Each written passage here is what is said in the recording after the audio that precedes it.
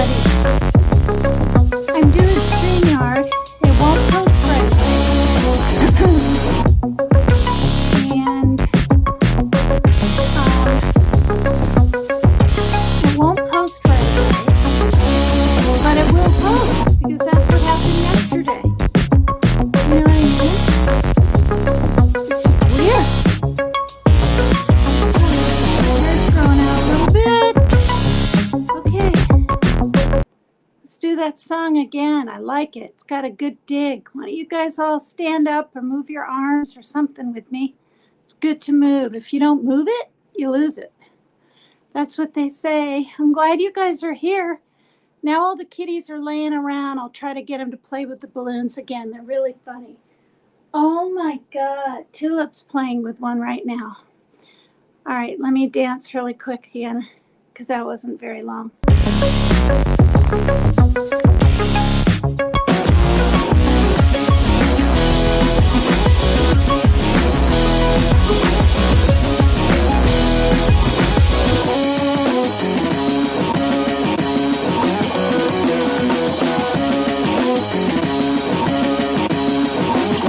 I'm descending into YouTube madness.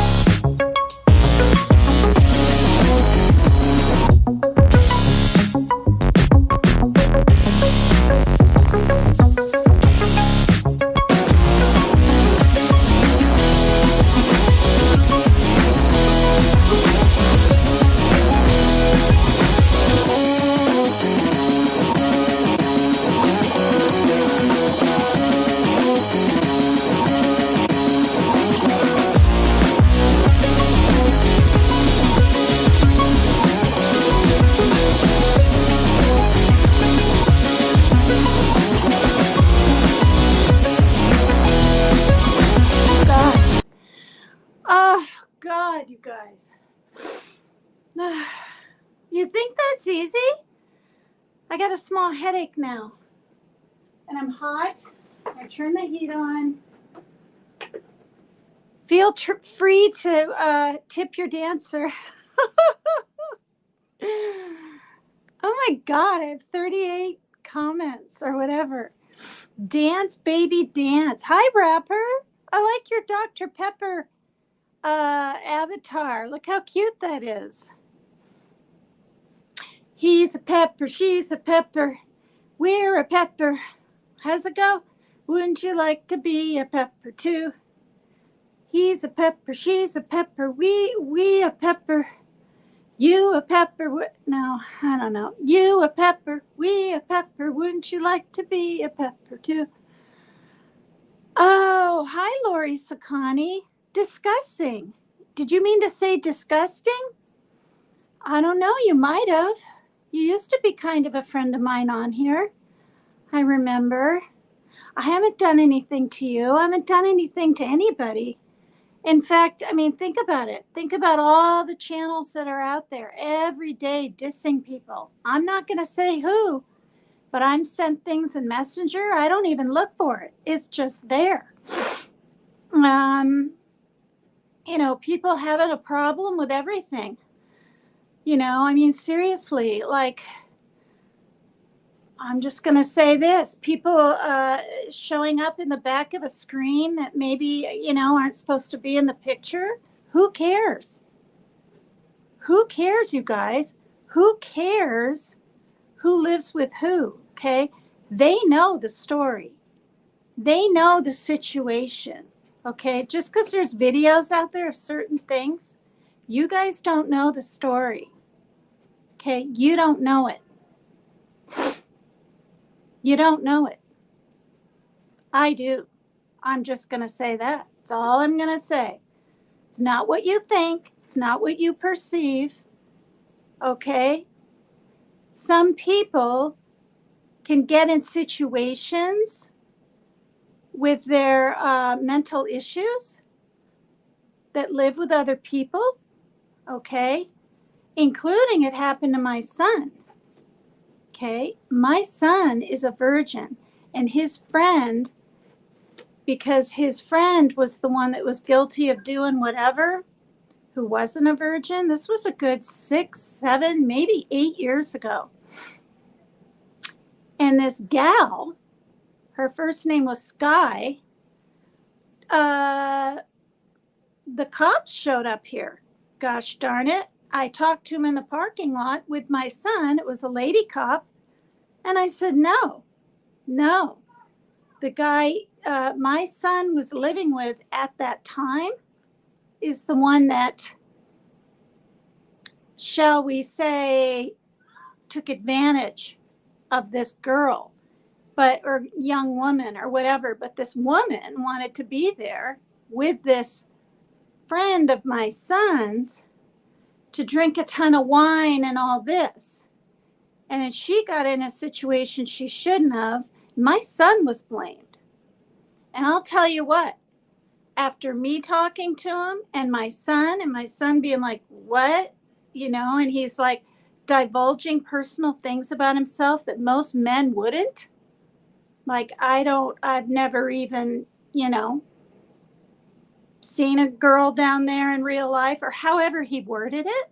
I'm being real, you guys. I don't care if this is all over the internet. It's the damn truth. And she left. There was no investigation. There was no nothing. So, you know, all I'm saying is things can happen to people, and people can take advantage of people. Okay, I'm going to say that. It's the truth. Okay, people take advantage of people with mental illnesses, vulnerabilities, gullibleness, whatever. So, you know, and I've probably said too much, you guys, but I can't believe how long this crap goes on and on and on. What is anyone trying to prove? You know, it proves nothing. Okay, goodness gracious.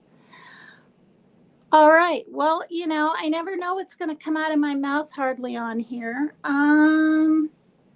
Which cat? Rain is playing with the balloon right now. Say hello. Hi, sweet misery. Tupac's wife. Oh, I haven't seen you in a while. Thank you for coming in. Yeah, yay, get it, baby. You're funny, rapper.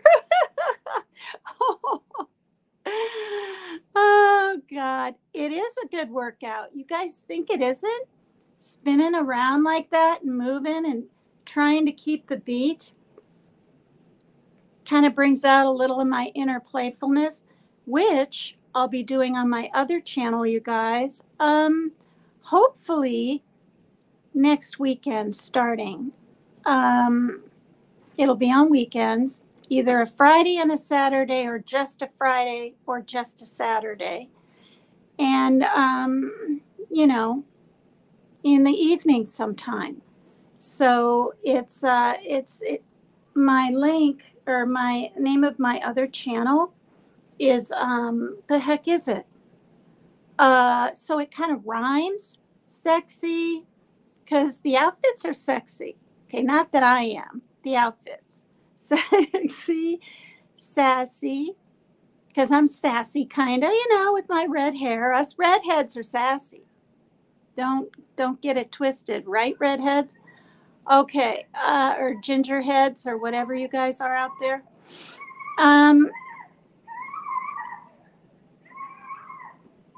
Okay, then. That's a young boy or maybe girl having a good time on the playground.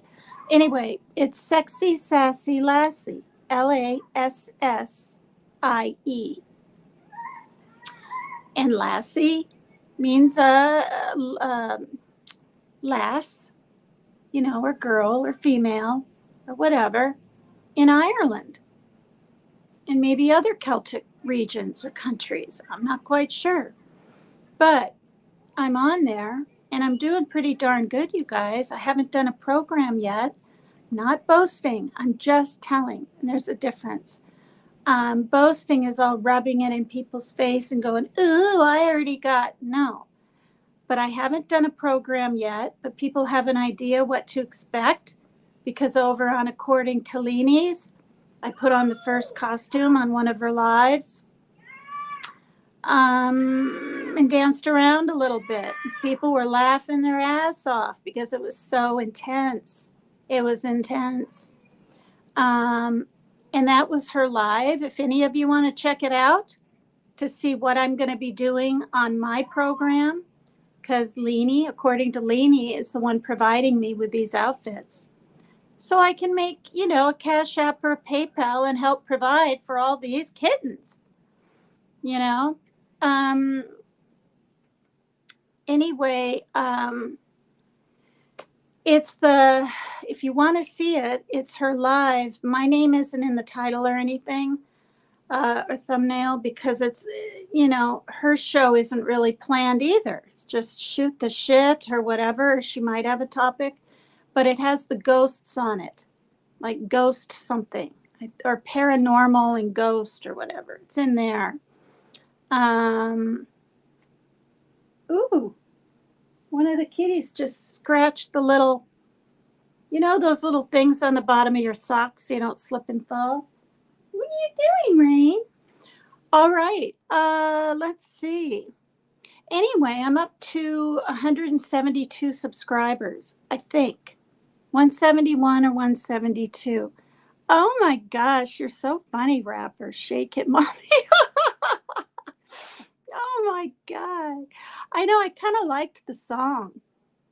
Thank you so much. I'll have to put this up for a second. Wow, rapper. Thank you. We know what kind of music you kind of like, huh? You guys are so funny. Hi, Stardust. Grandma Zon. Joni. Hi. There's According to Leanie. Well, maybe she heard me plug her channel. I don't like it, plug her channel. No, or plug their channel. It's not plug. Well, it is, but it's mostly bringing it up. Call it what you want. Shedding some light. Shedding some light on other people's stuff they're working hard on. Okay. Aaron Eberhard. There it is. That's it. There is no and. Yep. There's one comma in there. You just type those 3 words in and I'll come up. Okay, I'm still trying to figure out what to do with my hair every day, you guys. This is kind of a French look, believe it or not. Oh, you're funny. Thanks, Rapper. Thank you. That's a sweet compliment. I've been called beautiful now and then, and that's nice, by, an ex-boyfriend and things like that. But when people just say you are pretty, that's really nice, especially when you get older, like me. There you go. Yes, you can always hear the kids in the background. Summer vacation is here too, so the kids are going to be going wild outside. Good stuff, says according to Leanie. Oh, I missed that. I'll check it out for sure. I know. Well, I got over there, and it wasn't for no 1 minute or just saying hi and hopping out. She had a very interesting British lawyer divorcee for all the women out there. I dropped the link for your new channel last night. Thank you. Well, it's okay. People, maybe that's not their kind of thing, right? Oh, thank you. Thank you. Oh my God. I've been called a lot of things. I don't know if I've been called NIGGA. I don't dare say it. Probably get in gosh darn trouble from YouTube. Again, I'm going to repeat myself. This won't post right away. But I do believe it'll post. I was shocked when the 13-minute or whatever one where I was blabbing along, how I didn't think I had StreamYard, and I was just shocked I could chat and film or whatever. But then I noticed it didn't post. So I was like, oh, okay, it lets you do that, but you can't. And then when I looked later on to take my other one where it said PCT is extreme waiting, whatever, for hours while I sang on Becca's 1,000 sub karaoke party last night, Tattooed Angel 2229, it posted, you guys. I was in flippin' shock. Oh, God. I don't always like, too many bangs. But, I'll figure it out eventually. All right, so let me take that down. Hi, Rose Petal. Mountain Mama, I haven't seen you in a while. Hi there.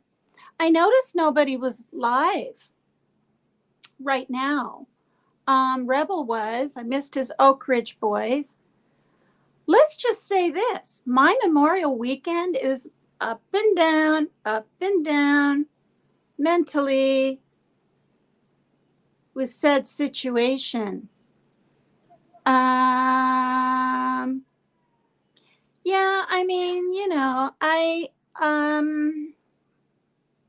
people don't like ADHD. This is what people don't like about me. People don't like the fact that I'm transparent. People don't like the fact that they can't figure me out. People don't like the fact, and when I say people, I mean women mostly, that when they think they know it all in other people's lives, they assume they know it in mine, correct? No. My truth and my reality are mine, and for only me to discuss when I want to. And frankly, I never will.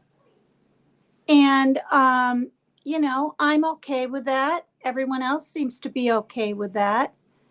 And also, people don't like me because I'm spontaneous and I don't stick to the norm. Probably makes people uncomfortable, tell you the truth. Now, I thought I was just going to have a true crime channel too, you guys. I mean, look back at my videos. Serial killer after serial killer all over the world, all over. Malaysia, Finland, France, countries I haven't even heard of. I can't remember the name right now. Crazy, weird. Women making their neighbor women into cookies. Okay, I'm not kidding. It's there. And I'm evolving. Thanks, ADHD. Thanks, everybody. I'm evolving because YouTube evolves and my mind evolves and what I go through changes, right? And honestly, like, YouTube can change you for the worse or change you for the better or somewhere in between. I might be in between. I don't know. Mouthy, funny, sassy, extreme, crazy, nutty, fruitcake, big heart. Thank you. Thank you. I love that. Because that's how I feel, you guys. You know, when you get to, well, you know, I'm older than Lainey, for crying out loud. I'm older than Sherry. I'm older than, come to think of it, think about this. Aren't most women that have channels, or am I wrong, in their, 18 and up, I think, or no, you can be younger. That's right. It just has to be set at something, or 20s, or 30s, or 40s, or 50s. Are there very many in their 60s? I can't believe it, you guys. I cannot believe I lived past the age of 40, because in my 20s, I was a risk taker. I was. The guys I chose were risky beings. And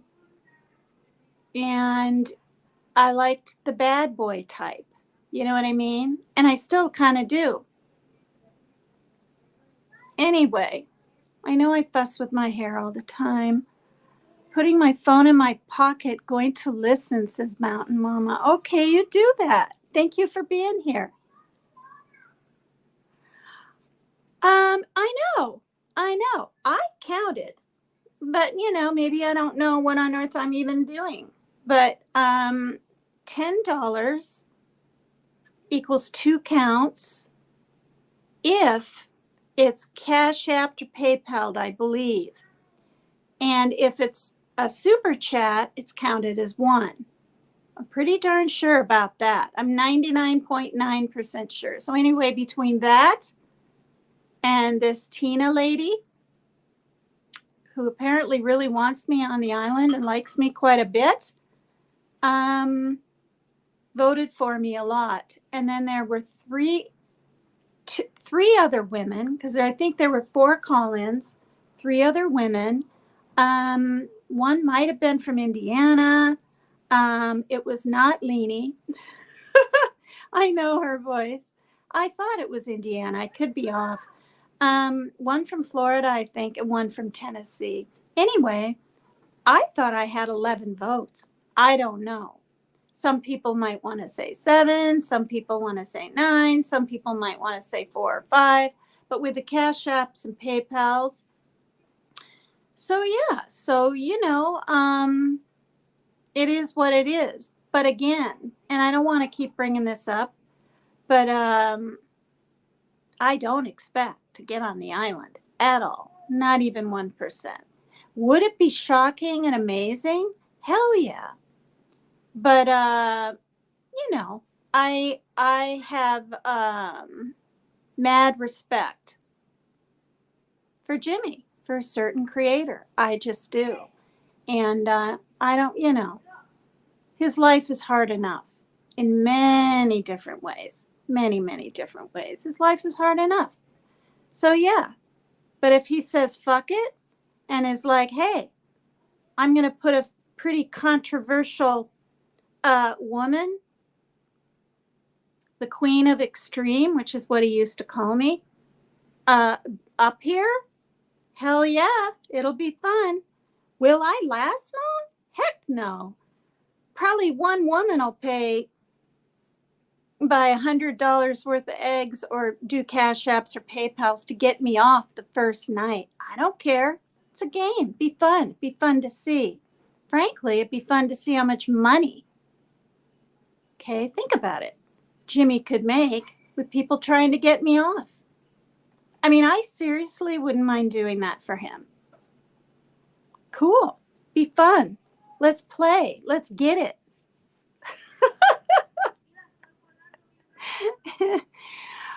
Keep track. They beat Be Honest with the votes. Yeah, well, there's not just one person counting. There's other people. And I don't know all who I can completely trust. I mean, let's be real. But I know there are some that I can. Oh, nice. Date night for you. That's nice. Keep letting your light shine and be blessed. That's very sweet. Thank you, Keith. Thank you. Good to see you. Well, controversial, boy, that's an understatement.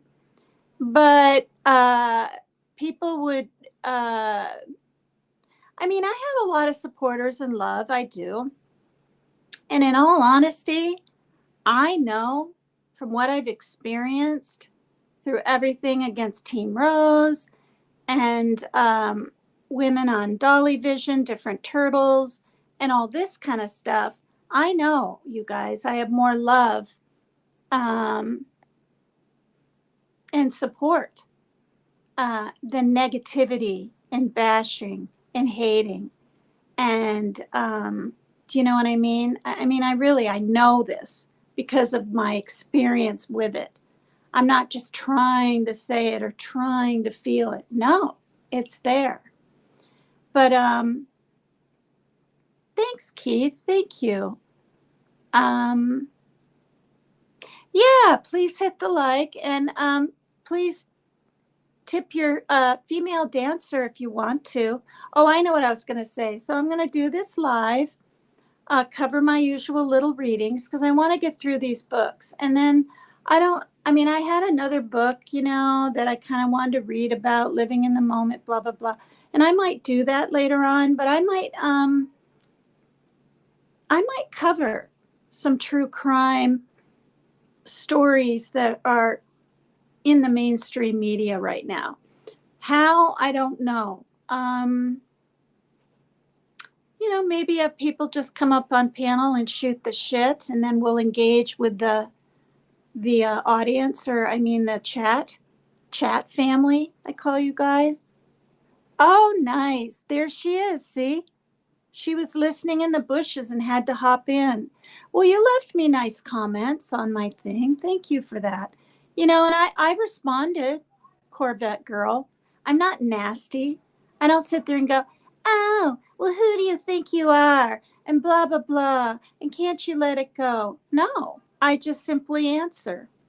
Okay? And look, I said, I don't think there's even 1% chance I'm going to get on the island. Okay? I'm aware more than anyone the contention around my name and my being there. Everything was lovely for a whole year for me. And frankly, I believe Jimmy, easygoing, whatever. People liked watching me. He's got all new people in his chat. Almost every name is new.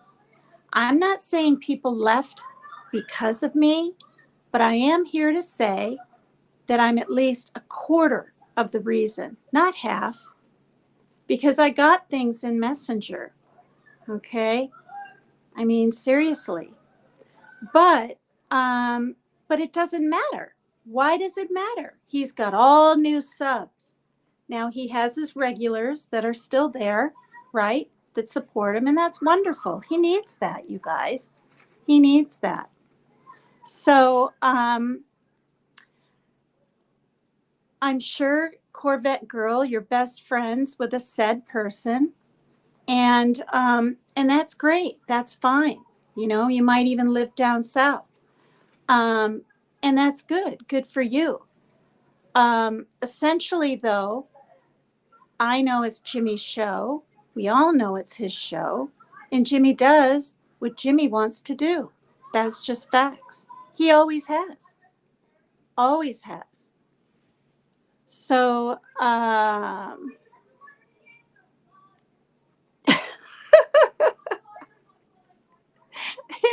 there's ADHD. I miss your. No, look. Corvette Girl, seriously, be serious. I didn't even know it was on this past Monday night. It was brought to my attention from a female friend in Messenger, and I watched, and somebody gosh darn called in, and I listened twice really intently to that woman that said she was Ashley, which, yes, is my sister's name, and then from Missouri. I'm here to tell you, my sister is massively religious. You couldn't pay her money to call in a show. And I don't even think she watches me anymore. Now, I know you all think it was me. I know from the explanations that I gave in my comments, Corvette Girl and Teresa A. and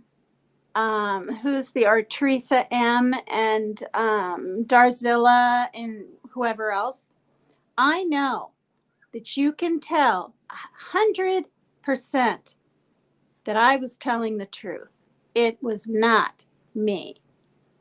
Furthermore, why on earth would I even do something like that when I called in to discuss the Kohberger case, 6 months ago or 8 even?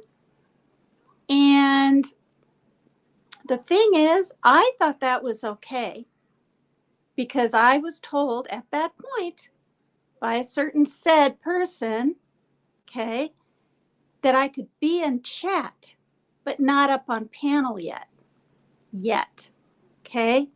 So, but my brain got the channels mixed up when I called in, and I was like, oh shit, after it was done. When I found out she was said person was very upset that I just called in the show for 30 seconds? Months and months later, when the holidays are all over and everything, you know?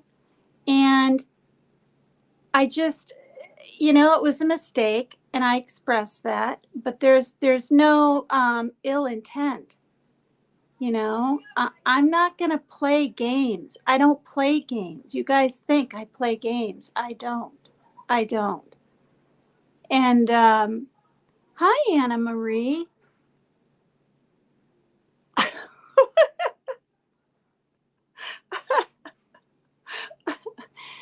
Oh God, I got the fan on low, and it's so warm in here because if I have the window open too much, well, you could still hear those little kids. I just looked in the mirror and my face looks hilariously stupid. You're funny. Well, that's good. Go watch his channel. Then why are you here? Oh, you're talking to Corvette. His channel's thriving now that you're gone.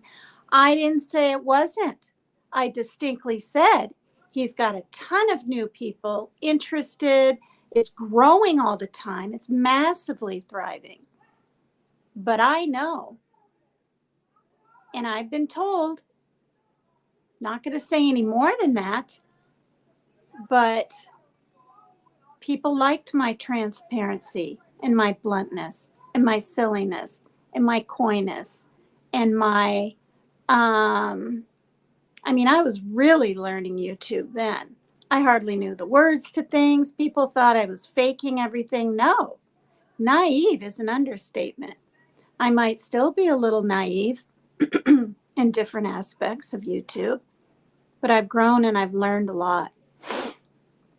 Okay. And I don't profess to be a turtle or anything like that. You know, people getting up in arms because I'm taking my stuffed animal and it works for like a guitar just to be kind of funky and funny. Like, people will just pick you apart. I don't even call it trolling. I call it bullying. It is what it is.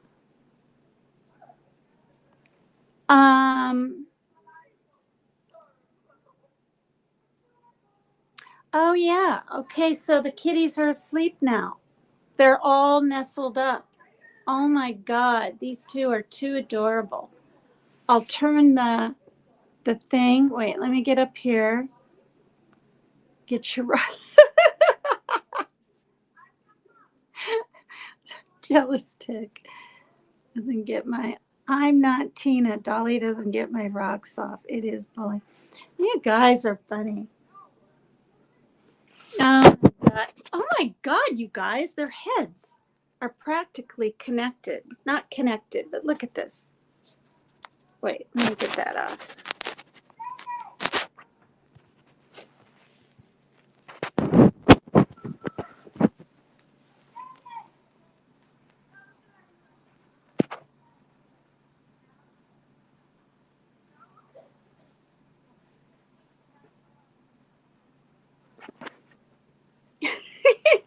Whoops. Gosh darn, thumb's in the way. There's the camera. There's all my pajamas hanging up. Did you see them?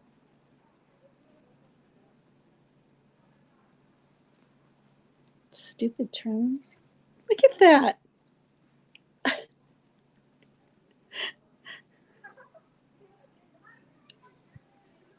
Oh my goodness. And then we got Mama Kitty over here. Mama sits.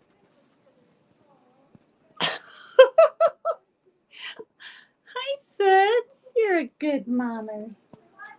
And then where is, okay, so Tulip has the orange collar, Sunshine has the green, and that means Rain is under the bed. I'm sorry, we'll have to do the balloons later, or I'll just do them another day. I think I'll just take the balloon part off. Oh, God. Well, yeah. I mean, think about it. The only way in heck, after everything that's gone on with me, his show, him, said person, all of this stuff, A, would be a miracle, and B, would be totally up to Jimmy, period. I mean, is it his show or not? And even if he doesn't let me on, I know it's his show, and I know he's doing what's best for him and his psyche, his life, okay, his well-being, okay? All right, so let's get on with the situation, which is You Can Be Happy No Matter What by Richard Carlson, PhD. 5 Principles for Keeping Life in Perspective.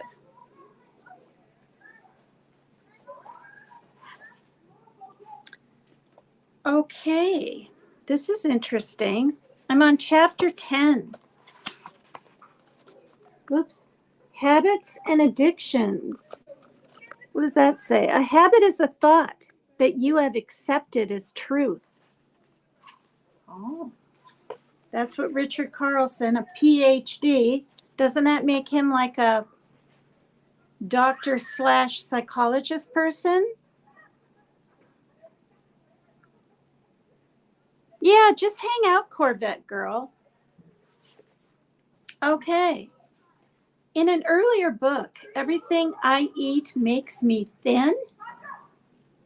Okay, I haven't read this in a long time. And in fact, there was a bookmark thing up, and I never finished the book. So I've never read. I read up to this chapter back when I got it 12 years ago. Because for all the people out there that think I don't have some relationship with my distanced family. I get books and gifts and a little money now and then because I've never gotten child support, you know, by either of the dads for my children, and I needed help.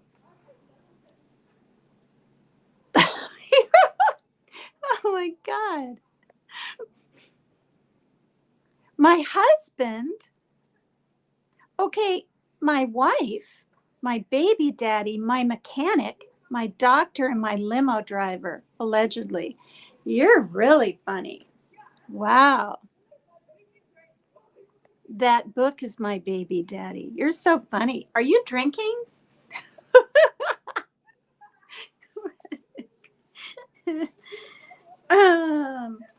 Oh crap. I lost the page now. Okay, wait. Yeah, my mom has sent me a lot of books. I was going through and oh goodness. Where are we? Oh, we're up here more. Oh Lord. Wait. Oh, okay. Here we go. I know, isn't that funny, Joey? I gotta make sure lipstick doesn't get on my teeth. If it ever does, let me know. Okay. In an earlier book, Everything I Eat Makes Me Thin. Oh, he wrote this book. That book. Or, I mean, whatever. Richard Carlson did. I discussed how a specific habit, overeating, originates and develops into a problem. My intent here is more general. I hope that after reading this chapter, you will understand habits in a way that will help you, whatever your habits may be. I use the words habit and addiction interchangeably here to describe any behavior you engage in that, given a choice, you would rather not. Because all habits originate in an identical manner. The specific habits you are working with are not important. What is important is to begin to see where habits come from and the most effective way to eliminate them as a source of distress in your life.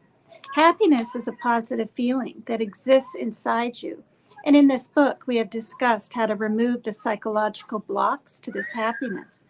When you live in this positive state of mind, you have a sense of balance and ease. Whenever you lose this positive feeling, you knowingly or unknowingly attempt to get it back.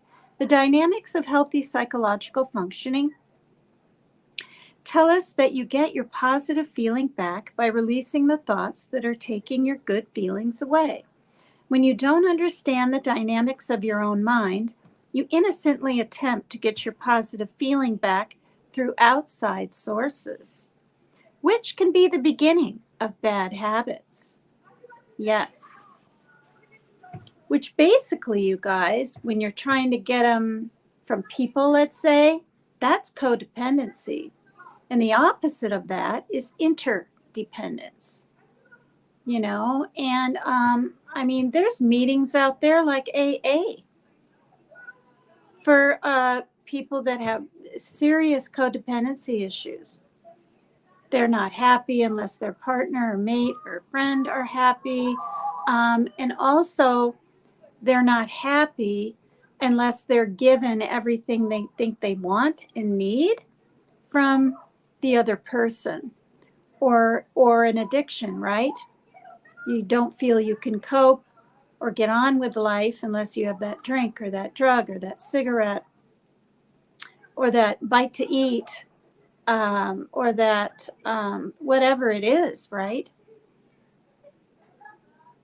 Oh my gosh, is he? Travis Sparks. I don't know if I've seen you in here before, but maybe. He's in jail? I mean, I don't want to like start gossiping and I don't know if it's true, but can you type in here what for? Well, it's none of my business. Don't even do that. That's terrible. That's terrible. Zoloft determines my happiness, says Tupac's wife. Tupac, where have you been? You make me laugh and ADHD. Where have you guys been? What the F is Mark? Mark is that, what's his face? Mista. Mista T. Mark Terry is Marcus the Shark. That guy who has his own channel. Assaulting his father and brother? Wow. Wow. Wow. He doesn't live with them, does he? I mean, what did he do? He was at their house and like they had a fight? I mean, again, it's none of my business. I don't know why. I like seeing the little ladybug here too. According to Leanie's channel is all about love bugging. Love bugs. You guys, sub up to her channel, please. It's called According to Leanie, Lene. And she's doing great. She's funny as anything. And she's so calm, cool, and collected and quick-witted. It seems like she's been doing this for 9 years.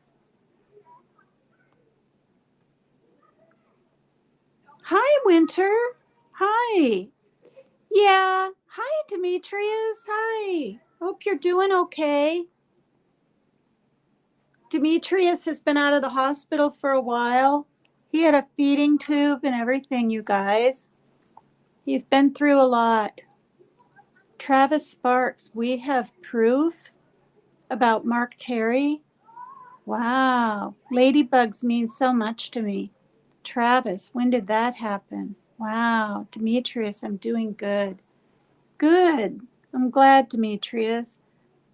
Leanie, hi. Can you come on earlier? Hope you're doing okay. You're leaving the same time zone. God bless you, dude. You work late.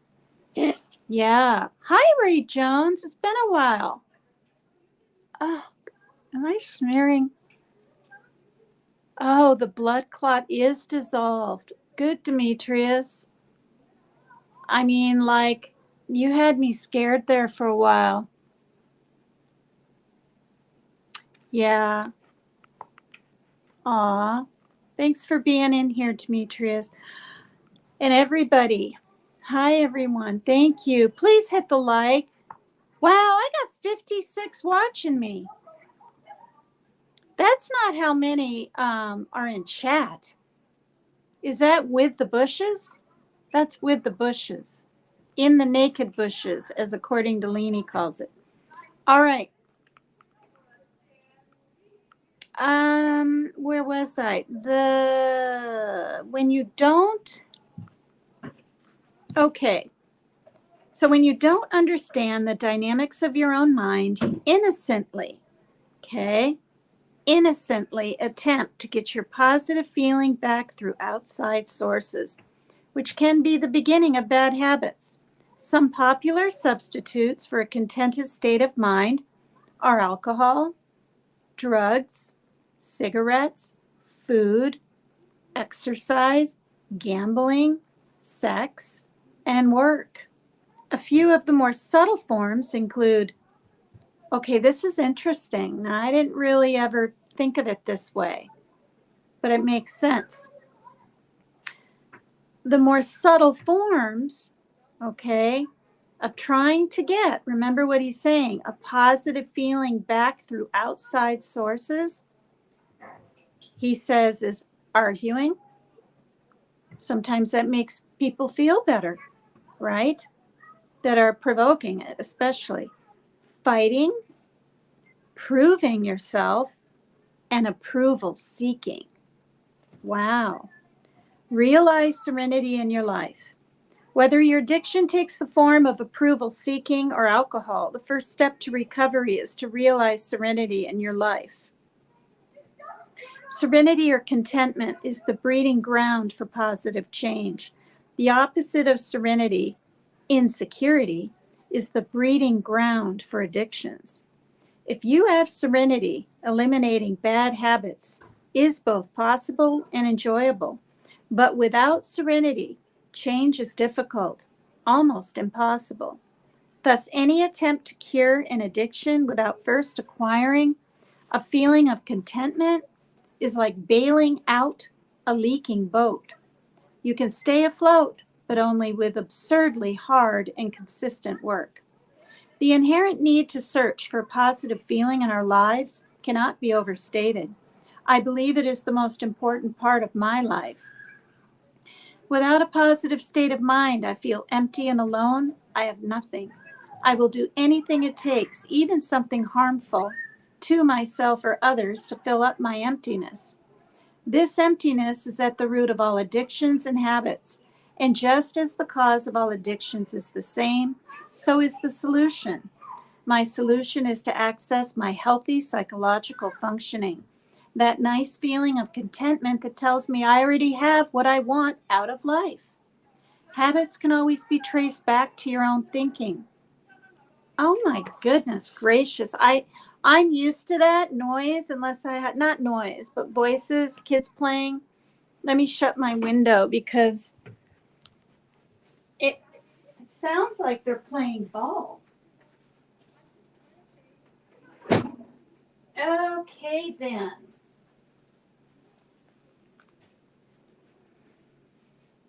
Oh dear. Hi, Halloween baby. Hi there. Oh wow, 6 years clean and sober. Hardest thing I ever done, says Tupac's wife. Uh, yes, sub up to according to Leanie. Sounds like a party. Everything but the cigarettes sounds great, says Ray Jones. Aw, I love you all so much from my heart, says Demetrius. Well, hang out. Don't just disappear. Well, I mean, do what you need to do, but Oh, it's yeah, with the bushwatchers included. Okay. Okay. Yeah, we're all really happy for you, Demetrius, that you're on the mend. Or, I mean, on the mend. I mean, you'll always have struggles because of your lung capacity, but you're doing great. Okay, Winter is a sub to Leanie. I didn't mean to press that emoji. Oh, the crying one? After the clapping. I've done that kind of stuff before. It's summer vacation. It's going to get worse, says Tupac's wife. Yeah. I'll be here till Island Pearls. Oh, Island Pearls Live comes back on YouTube. Wow, Army Vet. Hi. Sending love from a Bourbon Street, Louisiana. Wow. I only went through Louisiana. Since you're here, I'll tell you this. When I was on the Greyhound bus, all the way, I was headed to Florida, where my sister then lived, from Seattle.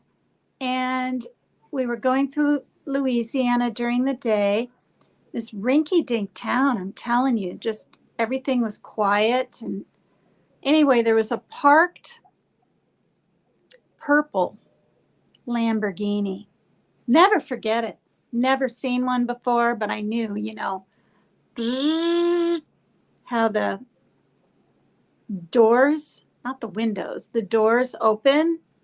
Couldn't believe it was just sitting there. I was like, wow. Yeah, that was really something. That's where my husband was from. Hi, Navy Mom, MGA. Hi, Army Vet. Could I have a baguette? A baguette? Baguette? Did you mean to say badge? Ray, Big Dog, Army Vet. You guys are so funny. I love it when you guys hop in and say hi to each other. Winter says, what I love about Louisiana is the mixed culture, the different accents, the food. I could go on and on. Wow. Power donuts. It's okay. What's in those? I never heard of a power donut. I've never been to New Orleans. I've never um, I've never been to Atlanta. I don't even think my bus went through Georgia. Um,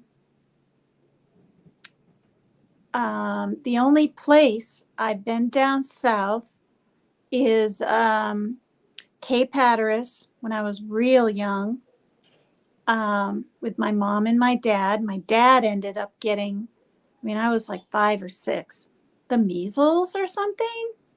Yeah.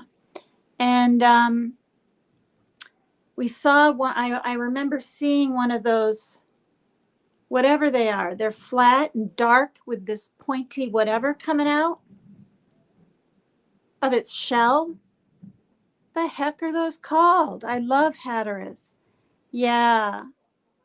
Um, yeah, there, in Florida, Floral City, Punta Gorda, um, the place that got flooded out like mad 3 or 4 years ago, and now I can't. Horseshoe crab. See? It looked darn scary when you're 5 or 6 and you see that on the beach. Could have been alive. I think I thought it was dead.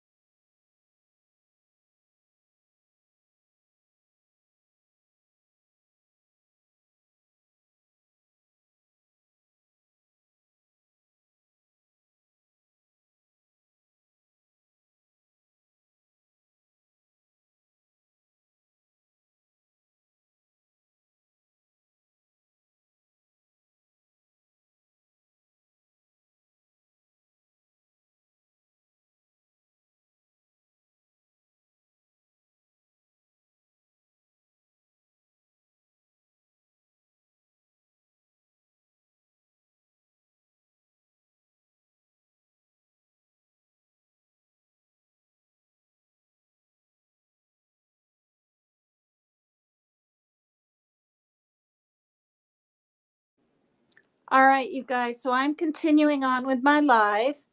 If you hear swearing and profanity and abuse in the background, it's my son wants his air mattress back from his sister, but he wanted another one. And if she doesn't have that one, then she won't have a bed. Okay? And see what he's doing? She's literally taking a nap right now. He's knocking and harassing on her door. I'm letting you guys hear just a taste of what I go through. I tried to tell him we'll discuss it after my live. He doesn't wait. So I'm going to continue on. And if things get intense, you'll see a real side of what I go through with him often. Okay, I'm going to let your father know how you're treating my daughter. Hold on.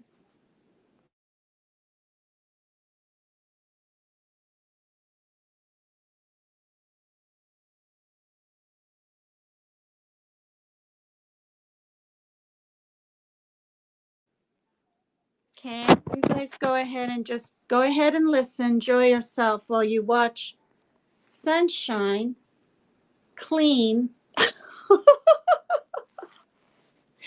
profusely Tulip's ears. Oh my gosh, you guys are hilarious. Now they're gonna. Okay, are you going back to sleep? All right. Wasn't that funny, you guys? Uh-oh. Okay.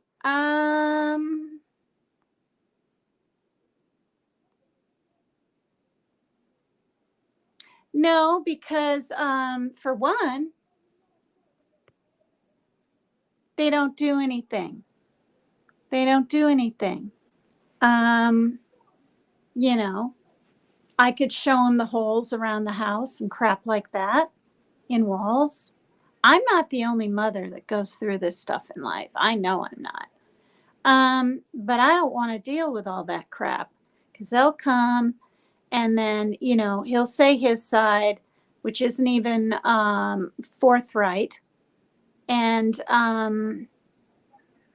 he's upset because he's calling his dad and his dad isn't getting back to him. And I said, well, it's probably because you're calling him a little too much, about a little too much, or about not enough. Leanie, I sent you pictures. I was starstruck at first, then spoke to him after the game. Hi, Just Becca. Oh my God, Kenny. Oh my goodness. Yeah, you told me the other day that stoned isn't good to her. I mean, I thought they had an okay relationship because for one, they drank together, right? Can you imagine? Maybe she's trying to get sober, you guys, or cut down, and he doesn't like it. You never know what they're going through. I miss your karaoke, but I have a cold and I don't think I would sing anyways. And I'm not just saying this. PCT has a really nice voice. Aw, thanks, Winter. Thank you. Well, I'll tell you, you guys, last night, okay, what is her name now? Oh, God, I want to remember. Crap. Watch Becca's 1000 sub karaoke party. She's got blonde hair. She had these pink for her avatar, these circles. Oh, what is her name? Oh, I don't know. But anyway, her voice was exquisite. Now, granted, she had a microphone and everything, but it was absolutely, she did Alanis Morissette, or it's pronounced Alana, and the S is silent. I don't know. Anyway, back from the 80s, she did that Uninvited song. I had never heard it before. Absolute. It was so amazing.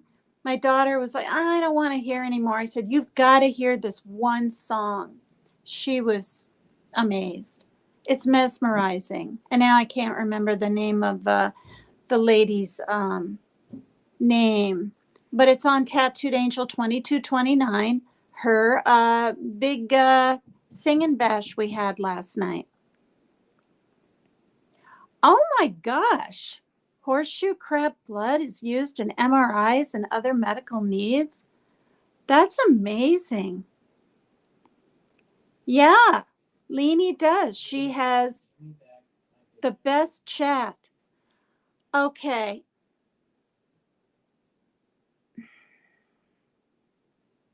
Cannot believe him.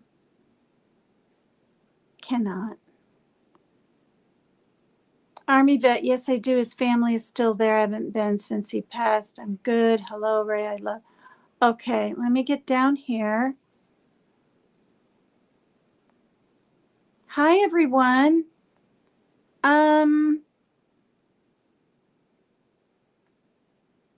Yeah, I was muted, but I could tell it would be one of those situations for people that are like, oh, I can't believe she didn't mute the whole thing. Look, sometimes these things go on and on and on and on. And I want to keep going on. I know. It's not, Winter. It's not fair for my daughter. She's grown up with this, so she's like used to it. And he's moved back and forth, back and forth, back and forth, back and forth. Oh,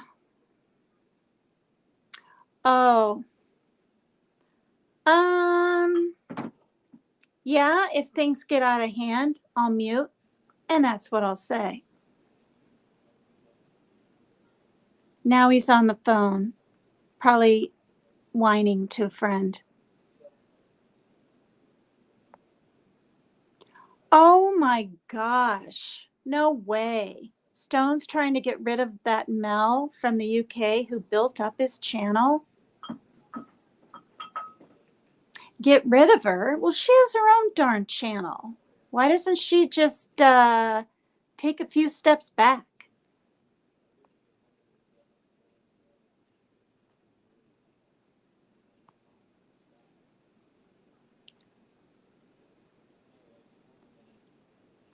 Yeah.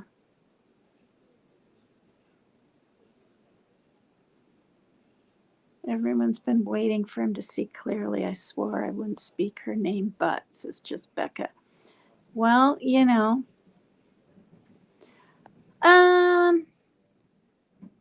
Well, I would. I actually could do karaoke, I think. And I have, but I'm not sure what program Becca's on, but she's not getting copyright for her every weekend now. We're talking for a year or whatever, karaoke night. I probably could go ahead and do it. I'm tempted to sing something right now. Just to, you are right, it is dazed. Yes. Who said it? Joni said it's dazed. Yes. Wasn't she amazing? Okay, Sarah was good too. Sarah is good. She has a nice mic too. I listened back to my songs, and I'll be honest, I was fine.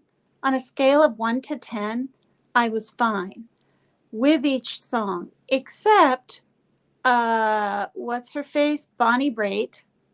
Talk about flubbing up left and right. And the one that was kind of quiet at first when not Mary Jane, well, the Mary and then the separate name Jane, not Mary Jane Doe, but there's a Mary Jane, was saying I was really, my volume needed to be turned up or whatever. Yeah.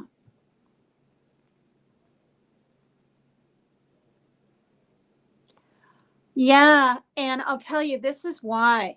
I was asked a year ago to do some Bonnie Raitt, Linda Ronstadt, and who else? Someone else. And now I can't remember. But I was like, oh, no, no, no. And anyway, I typed in Cara Fun, karaoke, 80 songs. And then I just went through and was looking, and whatever one piqued my interest. And there it was. I'll give you something to talk about, yeah. By Bonnie Raitt. I practiced it twice and just thought, well, I'm just going to do it. But then also when you practice them a couple of times, because I want to hear too, and I want to hear when it's my turn, and I want to hear when other people are singing.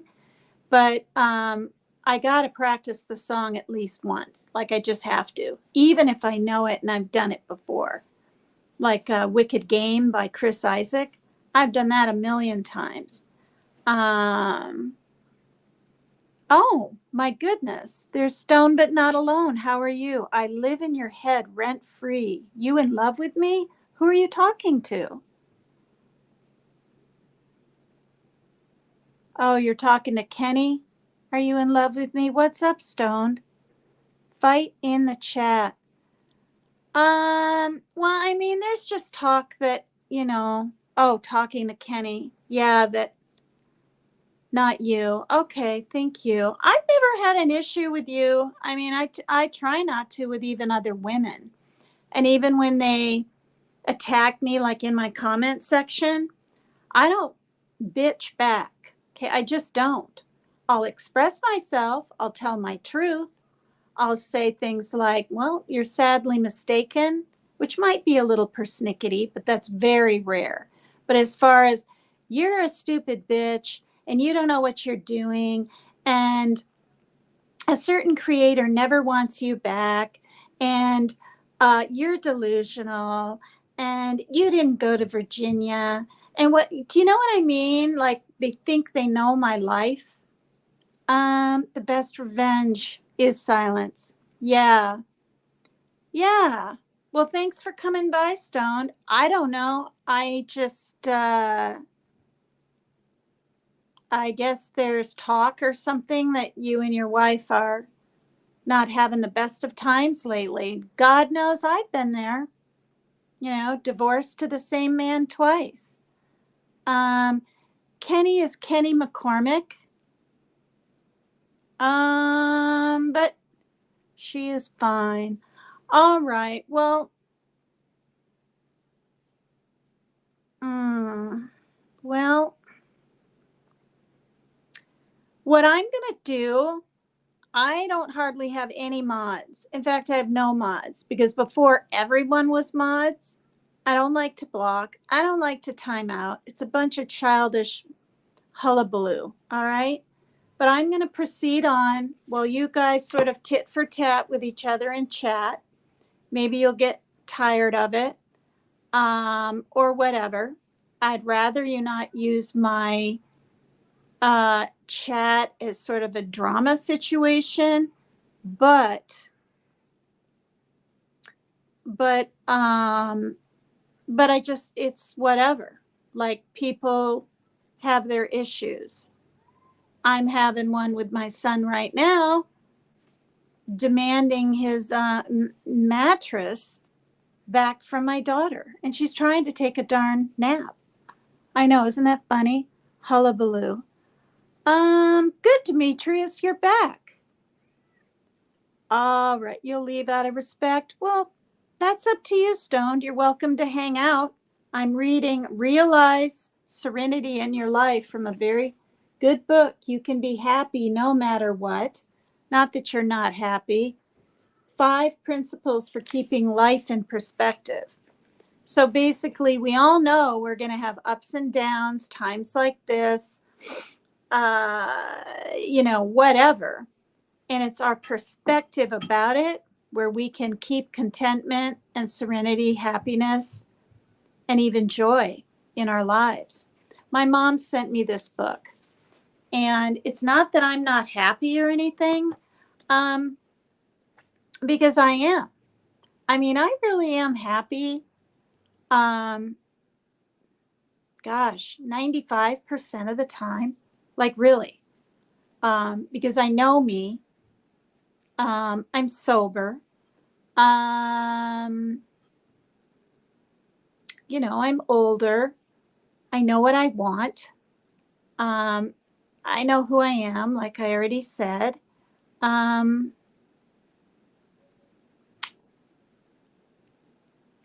don't know. It's very, very different. I feel very different about myself and my outlook on life than even in my 40s.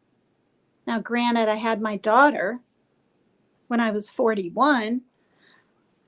But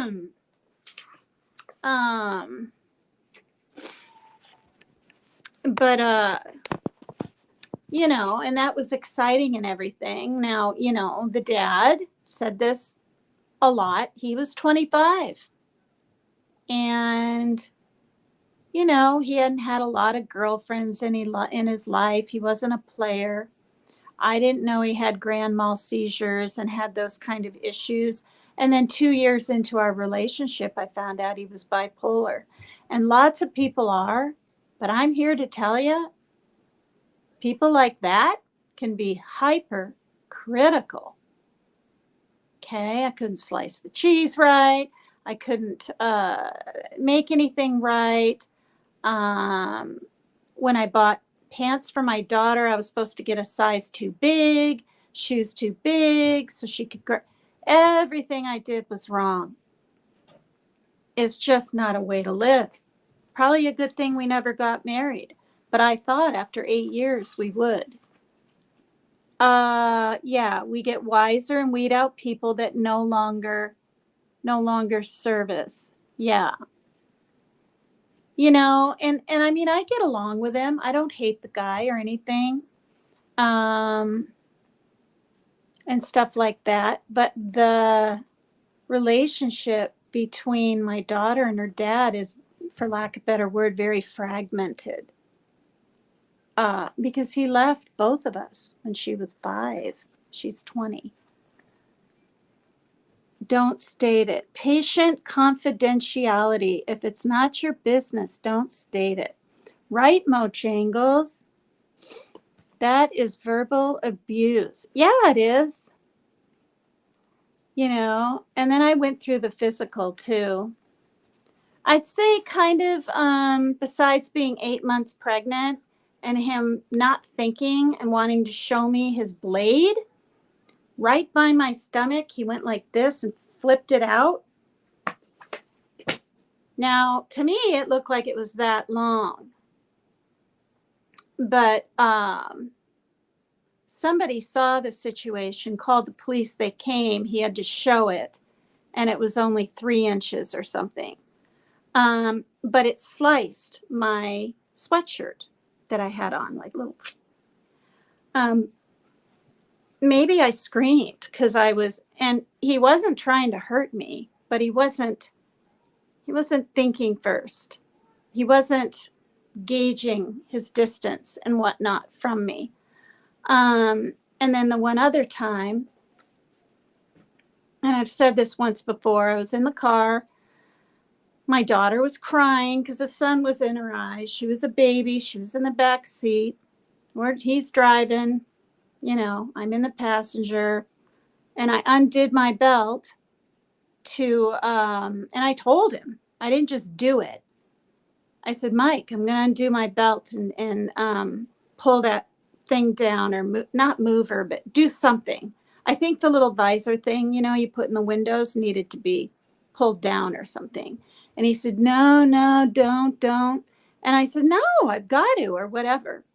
So I undid my belt. And when I undid my belt, he slammed on the brakes.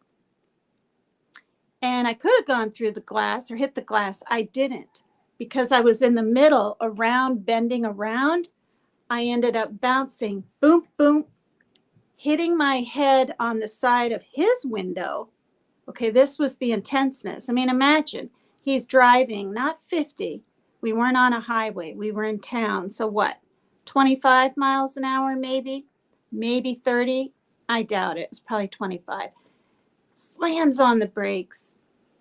I mean, it was weird. I ended up in his lap, bounced on the stick shift, in his lap, hit my head on the thing. Now she's really screaming. I'm beyond pissed. I'm completely freaked. So, and then other people saw the situation. He pulled into a little side road. The cops came. I instantly took her out, and this lady cop gave us a ride home. And I don't know if he got written up or went to even jail for one day or what. I don't think he did.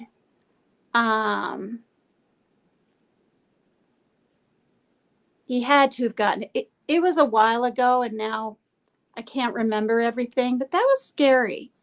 And that made me realize. And then there was another time. There was another time.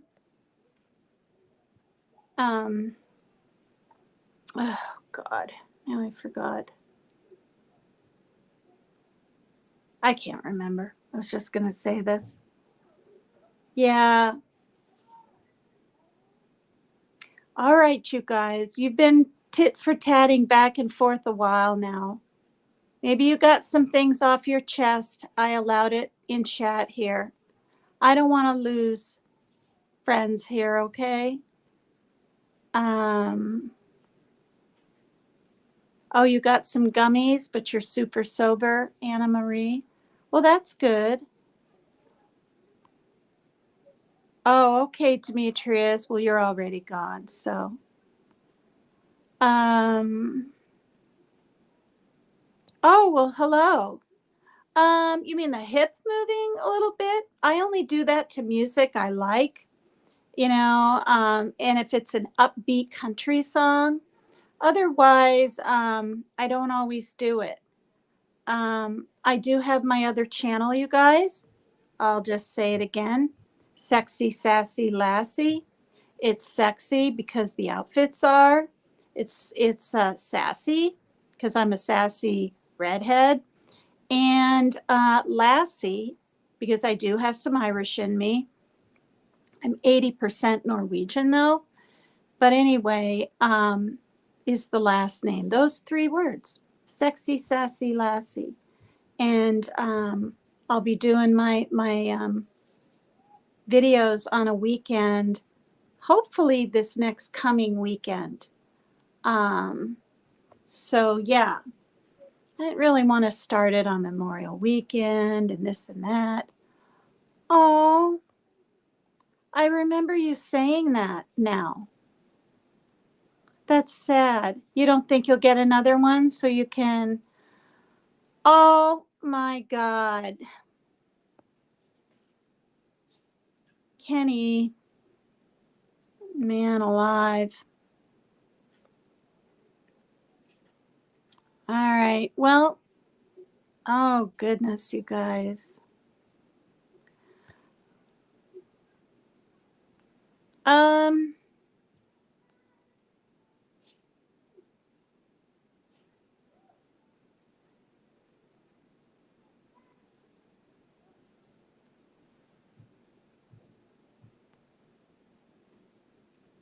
okay. So anyway, you guys, please sub up to me and put notifications on all. If you're willing to hit the like today and even subscribe to me if you haven't, even if you never come back again, I'd appreciate it.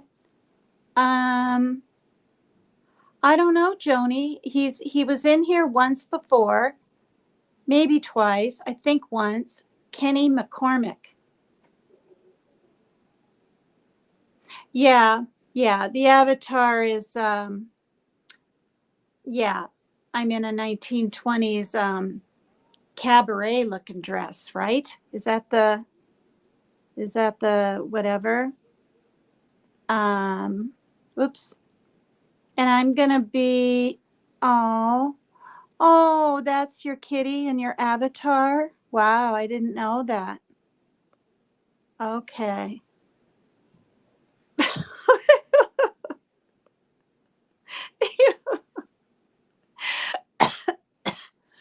You guys are hilarious. Look at this stuff. Oops.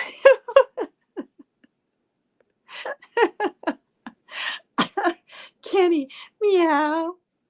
Hey, Rapper, my bestie. You guys are hilarious. You really are.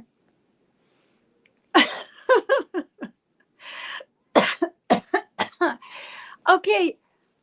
Oh, we all love Rapper. I met him. I was up on panel with him on According to Leanie. Got to see his face, part of his living room or bedroom, or what were you in, Rapper, when you were up on Leanie's? What's up, Kenny, my kitty?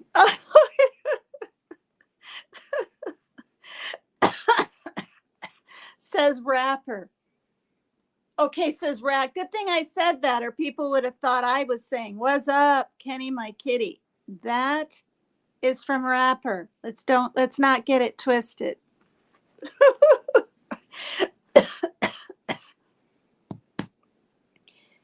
right, I'm going to read this again. Some popular substitutes for a contented state of mind are alcohol, drugs, cigarettes, food, exercise, gambling, sex, and work. Probably YouTube also, right? A few of the more subtle forms. Okay. Kenny, stoned but not alone. Some of the more subtle forms of feeling good. Or no. Yeah. Trying to get a positive feeling back knowingly or unknowingly can be arguing, fighting, proving yourself, and approval seeking.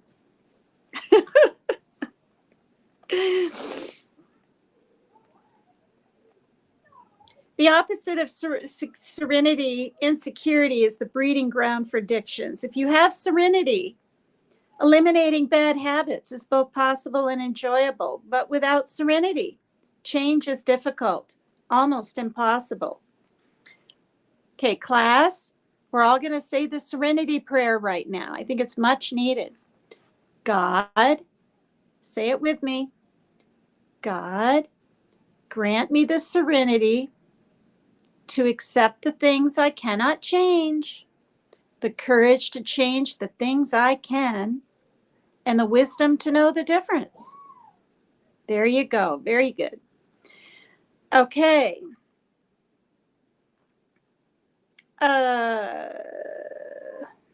Thus, any attempt to cure an addiction without first acquiring a feeling of contentment, I already read this, is like bailing out a leaking boat. You can stay afloat, but only with absurdly hard and consistent work.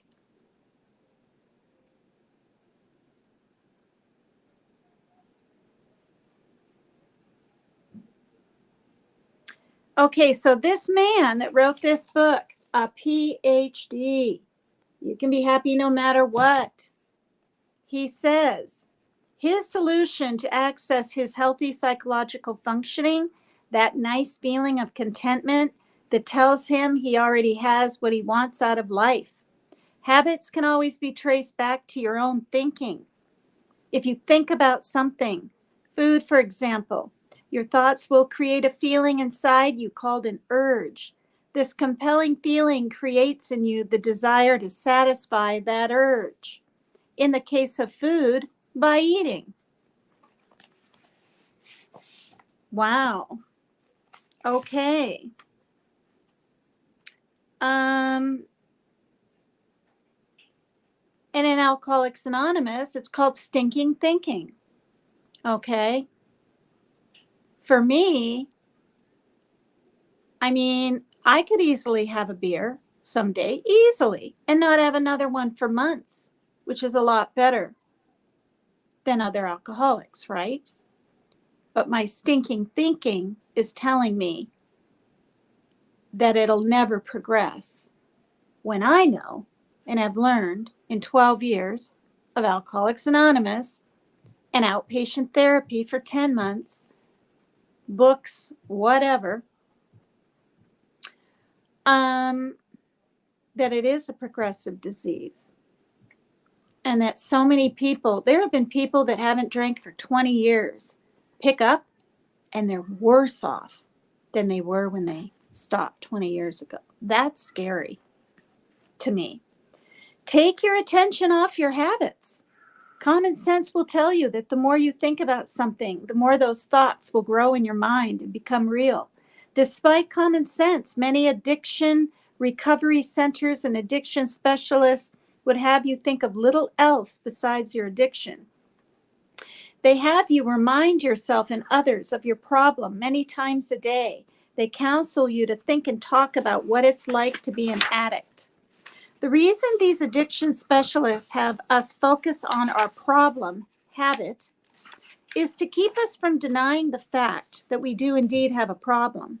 And while they are often successful in achieving this goal, the act of focusing on the problem or habit will make it grow in our minds and seem more formidable, more difficult to solve.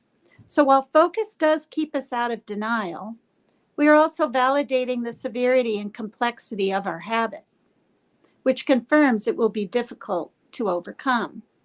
Well, that's why when you least think you need an AA meeting, get to one, you know. And I did go back. I went to one like 2 weeks ago, but then what was happening? Oh, I had an appointment. I had a gosh darn dental appointment Friday to fix these teeth, and they're fixed. And it was hell. I had 5 shots of darn needle in my mouth.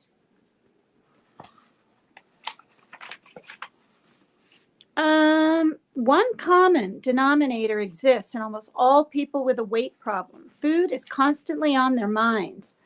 Most weight loss programs are ultimately unsuccessful because they encourage participants to focus on food, what to eat, when to eat, how to eat, where to eat, how much to eat. In order to lose weight, you must take your attention off food. Food must be less on your mind, not more. The same is true with any habit. I agree with that, you guys. Okay? Most people know I lost 16 pounds. I wasn't trying to even lose 5. Did I want to, kind of? Yeah. But I wasn't trying. I got so busy, I barely had time to eat. When I was figuring out things and StreamYard and trying to make a commercial for Dolly Vision and whatever, and learn the iPad and what the gosh darn circle meant with the line through it and the 3 dots and the heart even. Like, I didn't know what any of it was. So I spent 6 hours one night, and there were days and days and looking at little videos and doing different things. And the weight was just coming off. Now, I haven't lost any more. I really haven't. I weigh myself every few days, or used to weigh myself every cotton picking day. It was a habit. It was an addiction. Now it's about once a week. A few months ago, it was like once in 2 or 3 months, just to I was curious. Anyway, yeah. So so what I'm saying is I eat when I'm hungry. I always make meals for them. They want lunch, they want dinner, whatever. Even if they don't want it, I'll make like a lunch. Parker always does. My daughter, she's very tall. She's 5'11" now. 5'10", 5'10 and a half, something like that. Maybe 5'10". I'm only 5'5". I was 5'6" in high school. I'm here to say your bones kind of scrunch as you get older. So enjoy your height. But I was average height. So, eat the amount you want. Put food on a smaller plate. Then it looks like you have more too. Okay? At these restaurants, they give you these big ass plates with all this food. I mean, and when your stomach kind of shrinks like that, I don't know if it really is happening, you guys, but you're really not as hungry. Did Leanie dip? She very well might have. Meow, roar. You guys are funny. Purr. Oh, gosh, Kenny. You're funny. I'm the hottest woman here. Well, thank you. I love women. They're beautiful creatures. Kenny, you're funny. The wisdom to know the difference is the key point. Yes. Is today a full moon? Says Anna Marie. Got a shower, says according to Leanie. Y'all hit that like. Yeah, please. Wow, I got 45 watching. It's better than 26 like last week or something. Tupac says, I went to residential rehab for 3 months, an outpatient for 6, and I dealt with the trauma that caused me to use, and it changed my life. Yeah. Yeah. I've never had one. I don't think I could handle it. Can you imagine? I giggle and laugh and everything else as it is. Can you imagine? Oh my God, if I was high.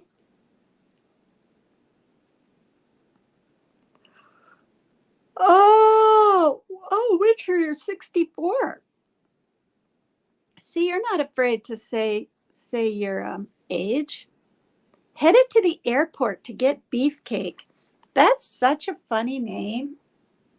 That's so funny. Beefcake. Oh, wow. You eat all day and don't gain weight. I lose it instead for some reason. I only weigh about 127 last time I checked. Night demon, CRSQ. Yeah. It could be partially, not that you want to gain weight, but the thyroid thing, right, can make people gain weight. 'Cause aren't there two? Hyper and hypo. One can make you gain weight, one can kind of make you lose, or something like that. Yeah, why hide it?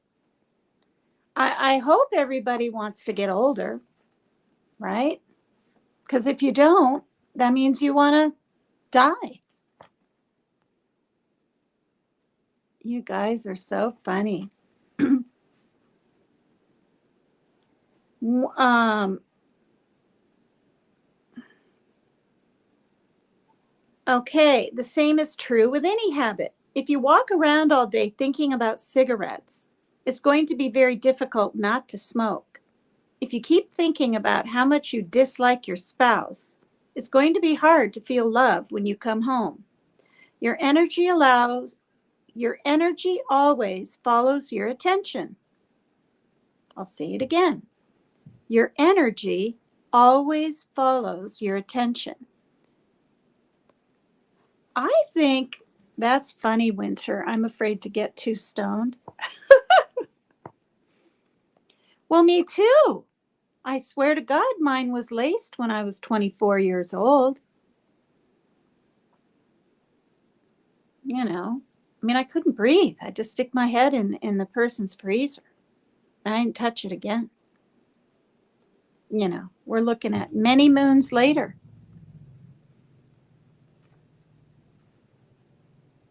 Well, yeah.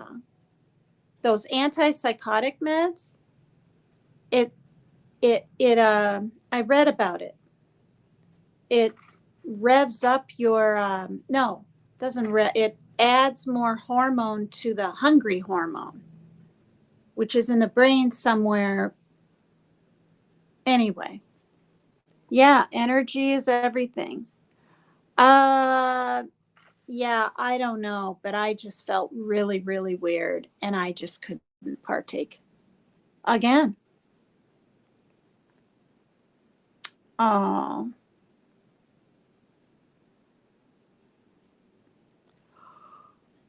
Oh, gosh, sakes. Okay. If your attention is directed toward food, that is where your energy will go.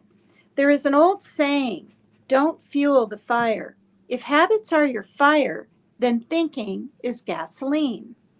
The more gasoline you pour in the fire, the larger it becomes. So too with habits. The more you think about them, the seemingly bigger they become. It is not my intention or my place to speak disparagingly about any recovery center or form of treatment. There are many good centers and programs throughout the world helping millions of people with all types of addictions. But I would add something to the programs. The dimension of recovery that is necessary to be free of a negative habit is the part that includes education about mental health, contentment, and positive feelings, as well as about the patterns of addiction. There is a way to become free of your habits without denying that you have them. This comes about by understanding how thought feeds on itself and becomes a reality in your mind.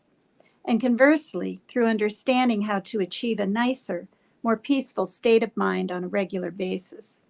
Recovery centers and addiction specialists are correct to assert that you need resolve to break a habit, particularly a severe one. But this resolve should not be reflected on moment to moment, day in and day out. Rather, it is a deep yet soft commitment to yourself to stop a destructive force in your life. It is an inner knowing that now is the time that you need to stop. Once you have made this personal resolve, you are no longer in denial, but are on the road to freedom.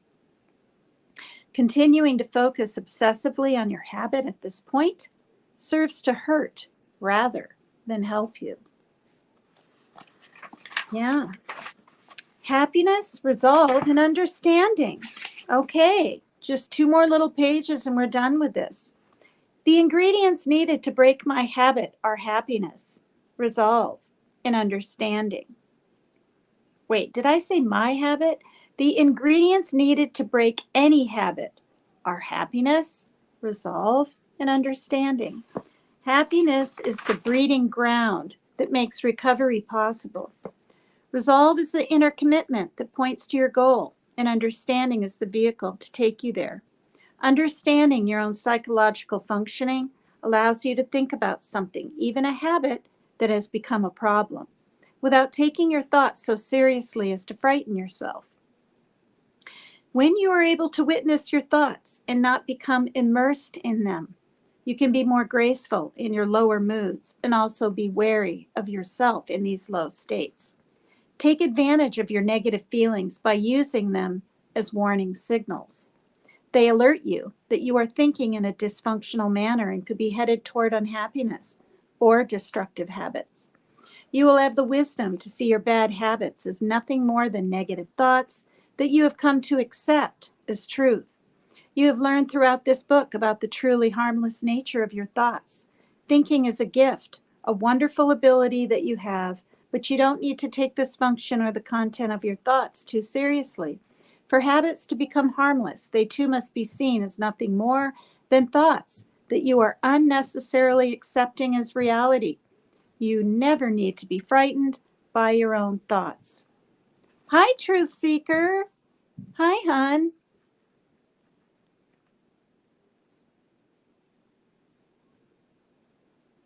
Mm.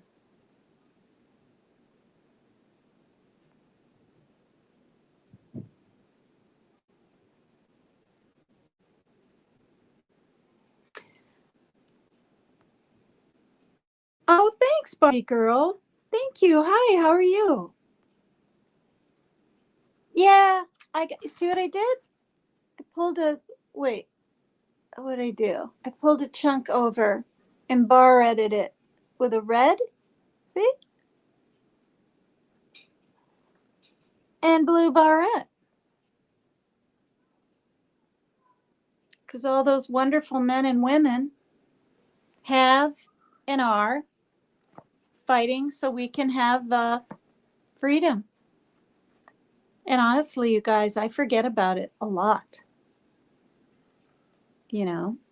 And like Tattooed Rebel said on Tattooed Rebel 2229, who's really for the veterans, you know, they left their moms, their dads, their children, their brothers, their sisters, their jobs, their cozy homes or whatever. You know what I mean? Their habits, frankly, you know, if they had any, to serve and protect. And, you know, on his live yesterday, he showed a film. I don't know the name of it, you guys. Joni was there. I've never seen it. It's incredible. This older man is driving his grandsons in a car. They're like, where are we going? He said, there's something you need to see, or I need to show you, or I don't know what. And they go into a theater, right? It's a black and white film. And anyway, they're watching this film, and it's not like all war and all this. Well, it is war, but it's not like sad and depressing depictions of war.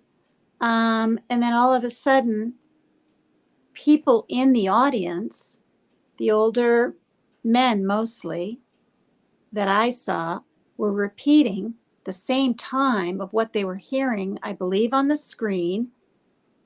I mean, it was really something. I can't explain it. And then younger folk, or I mean, armed services people came in the theater, and it's all in black and white, and they're repeating or something along with them. And as soon as they walked in, all the older ones that are vets stand up and salute them, or whatever this is called. Salute, right? Very profound. Short. It's short. The whole thing's all, what, 3 minutes, maybe 5 minutes long? Maybe 5 minutes. It's not 20 minutes. It's not. Anyway, anybody that gives a darn about vets or anything and hasn't seen it, I don't know the name of it, I literally implore you to go over to Tattooed Rebel 2229, and, you know, give him a like, comment if you want to, and watch at least that part, if not the whole program. It's the one where on Friday, so that was yesterday, or was it Thursday? Now I can't remember. I think it was yesterday. No, it was yesterday. Where he did music. Now he's doing more that his chat had picked out, different veterans and memorial, and you know, there's Toby Keith does his song about veterans, and anyway, plays wonderful music and shows that. It was very touching program. Yeah.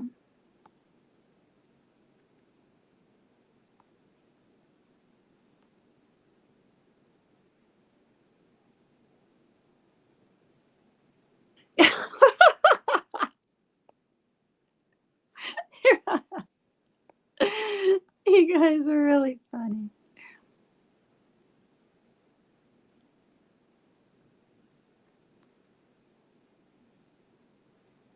That's quite the exclamation.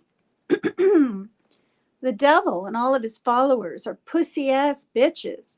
Satan knows he's lost, but one of his accomplishments is to make non-believers. Don't believe me? I swear you will eventually find out. Wow. On What the F Family? Yes. On White Trash Family. That's what it was on. See, I forget sometimes. I get into details of things and I forget to bring up, like, even what channel it's on. Things are on, like the real important specifics. Oh, Lord. Okay, so, oh my gosh. Okay, so,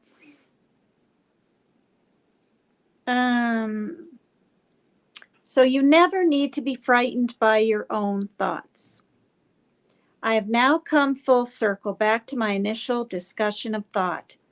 Now that you understand the potentially harmless and arbitrary nature of thought, the fact that it is something you are doing all the time, you don't need to be victimized by it.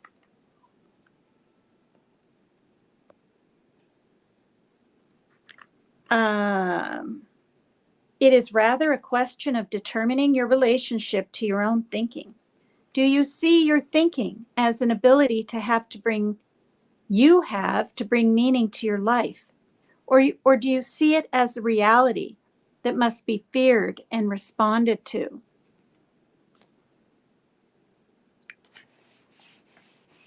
Your answer to this question will determine your effectiveness in eliminating habits as a destructive force in your life. The greater your level of understanding, the easier it will get. Your mastery of this understanding will allow you to remove the psychological blocks that prevent you from enjoying your most natural state, that of contentment.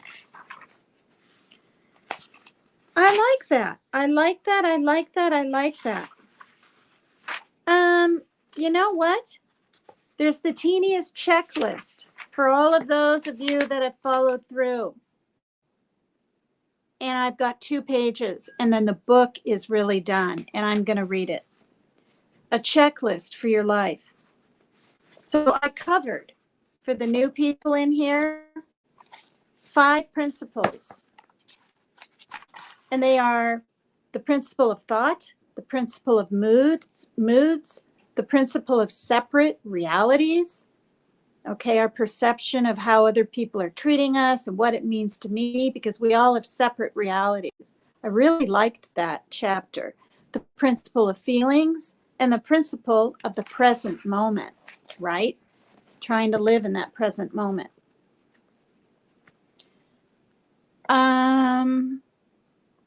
Okay, bye Truth Seeker, says Rapper. Hit the like. Rapper, please be nice to Truth Seeker.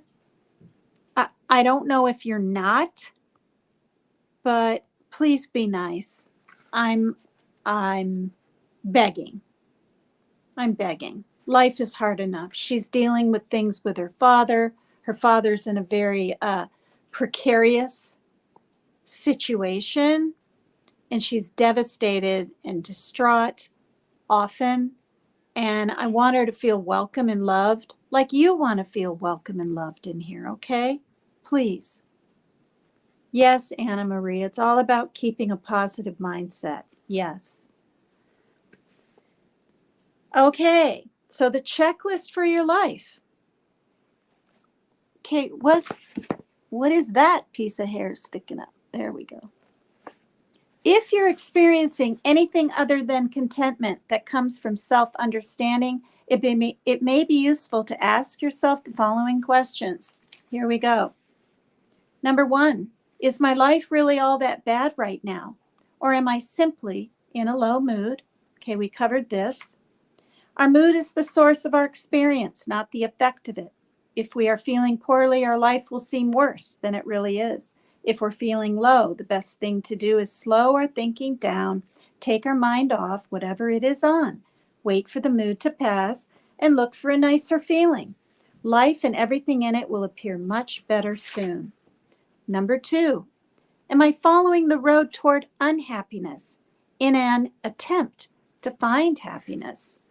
If I wanted to make a trip from San Francisco to New York, I would head due east. But if I went south instead, I would find Los Angeles, not where I meant to go. The same principle applies to finding a feeling of contentment. If you often find yourself expressing or thinking negatively, this is not the road to happiness. Any thoughts that take us away from a positive feeling are not worth having or defending. If you want to be happy, follow your happy feelings, not your unhappy ones.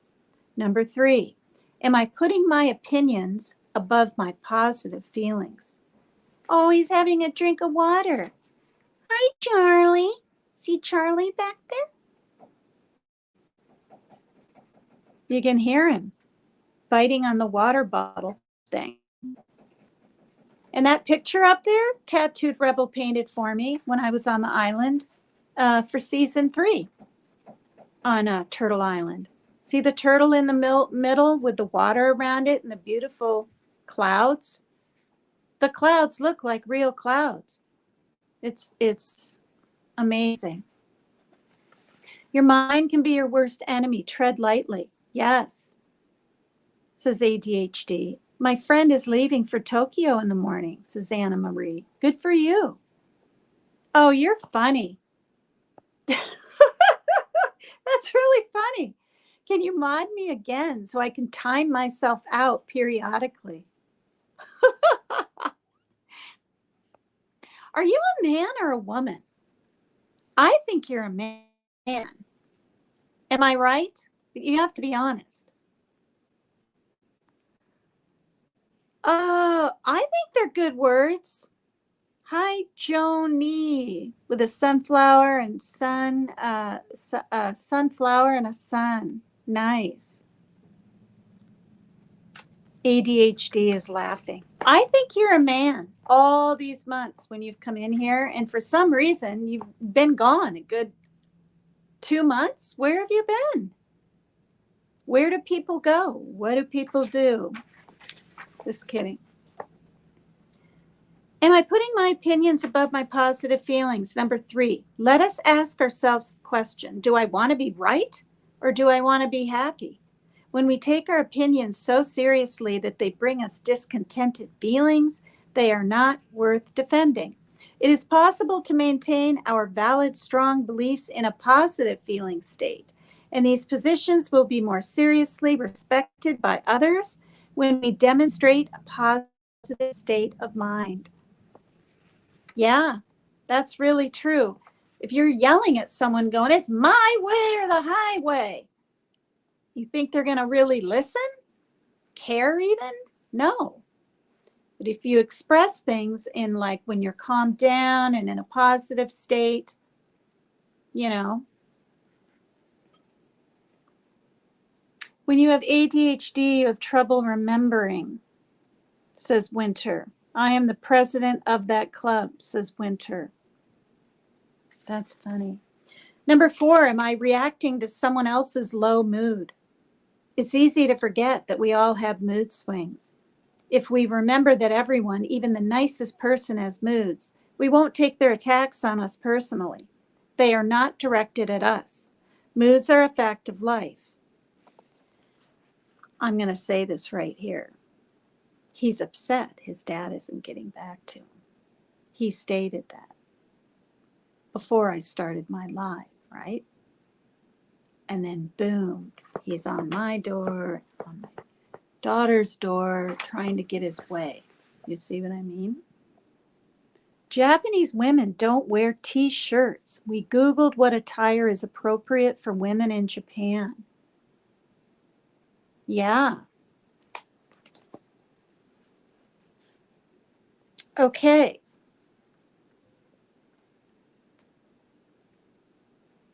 Moods are a fact of life. Everyone, those we work with and are close to, will experience the ups and downs of moods. In low moods, people will say and do things that they wouldn't even dream of in higher states of mind. This doesn't mean we must accept abuse from people, but that we make allowances in our minds and hearts for the psychological fact of moods. When we accept the inevitability, say that, it's not that easy, inevitability of moods, we will cease to take them so personally. 5, am I playing out a war in my own head? Most arguments take place in our minds, either before or after the actual event. If the thoughts that are creating a discontented feeling enter our heads, they are merely harmless thoughts, not reality. If we have a conflict, its resolution will come more easily when we are at a higher feeling level. We are the producers of our own thoughts. Recognizing that we are doing the thinking can end the mental war, and we can then turn away from the war and toward a nicer feeling. 6, am I struggling with a problem? There's 10 little questions. Thoughts grow with attention. Our energy will go where attention is. If we continually struggle with a problem, we block our channel of wisdom and common sense. To effectively solve a current problem, we need to distance ourselves from it. Whenever anything is too close to us, it is difficult to see with clear eyes. As we let go of the problem, the answers that deemed elusive will present themselves. 7, is my tolerance for stress too high? Interesting.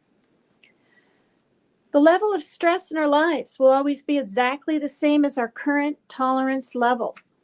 There is a tendency when we feel stressed to put our foot to the floor, roll up our sleeves and get to work. Despite the urgency we feel, a reduction in stress will never be the result. When we feel stressed, it's time to ease up, take a break, stop thinking so much, clear our minds. When we do so, we will feel better and rebound quickly. To live a life of reduced stress, the goal is to lower our tolerance to stress. In time, we will be able to catch stress early on and eliminate it before it can overwhelm us. 8, am I thinking about myself too much?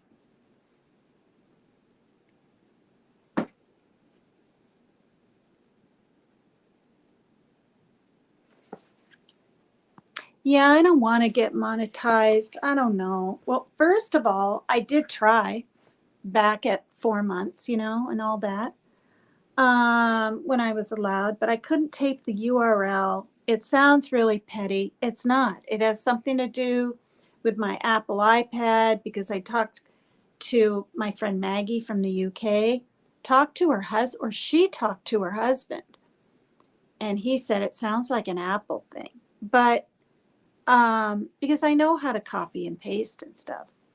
And you have to have that on the second part, right? After filling out your address and all this.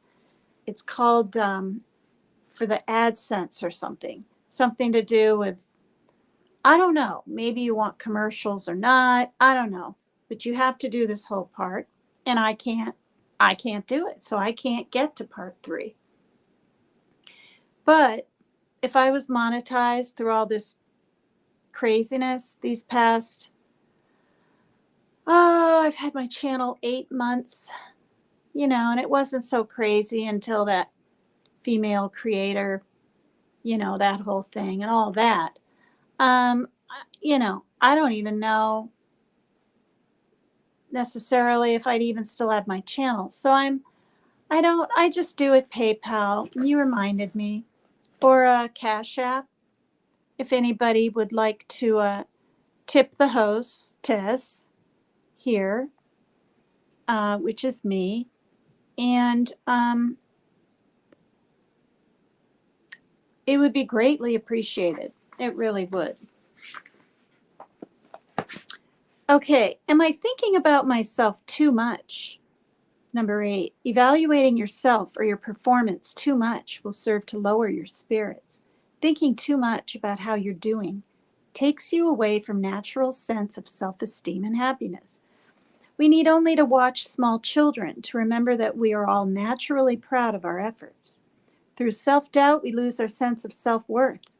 Live each moment to its fullest. Enjoy each precious hour of life that you are given.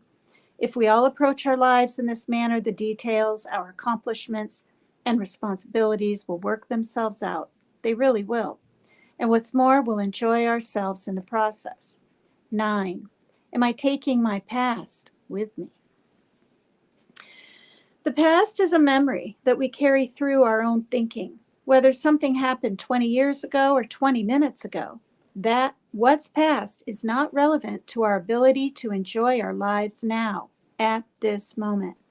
As our understanding of the dynamics of thought deepens, we will be freed of the adverse effects of our unhappy pasts.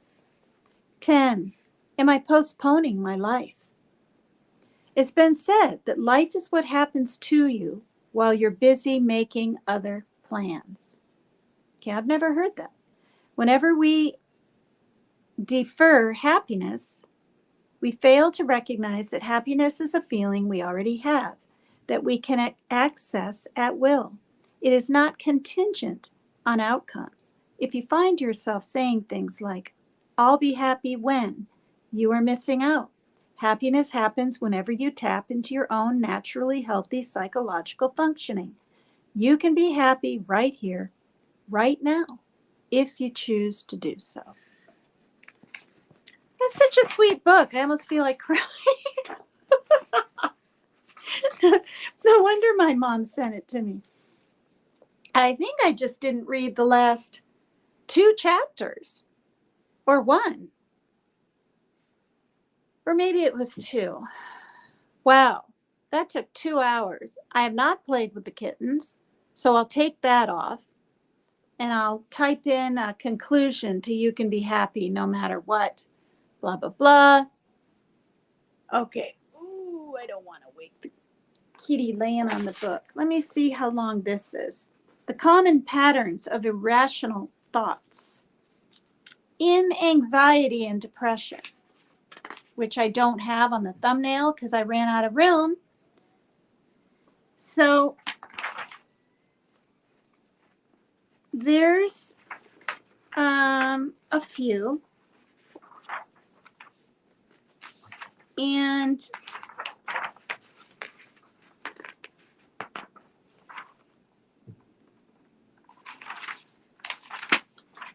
it's not long, so I'm going to read this. And then I'm going to end my live, you guys. because I need to eat something. It's only 7 here, which means it's 10 p.m. Eastern time. I can't believe it. Why don't you watch a video on it? I have. No, I have. I have. That's how I knew where to go into studio and what to do. Yes, AdSense. Yep. But then too, I was talking to Leanie and stuff. Oh, hi, Teresa Mills. How are you? Aw, thank you for the rose. Do I have an email I can share? Are you talking to me? Yeah.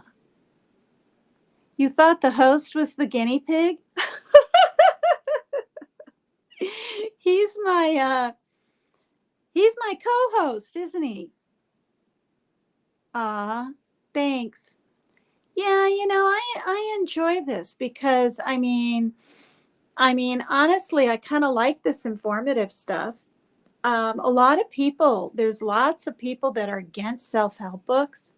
I'm here to say they helped keep me sober while I read them, and helped me to forgive myself, and that helped me not go back to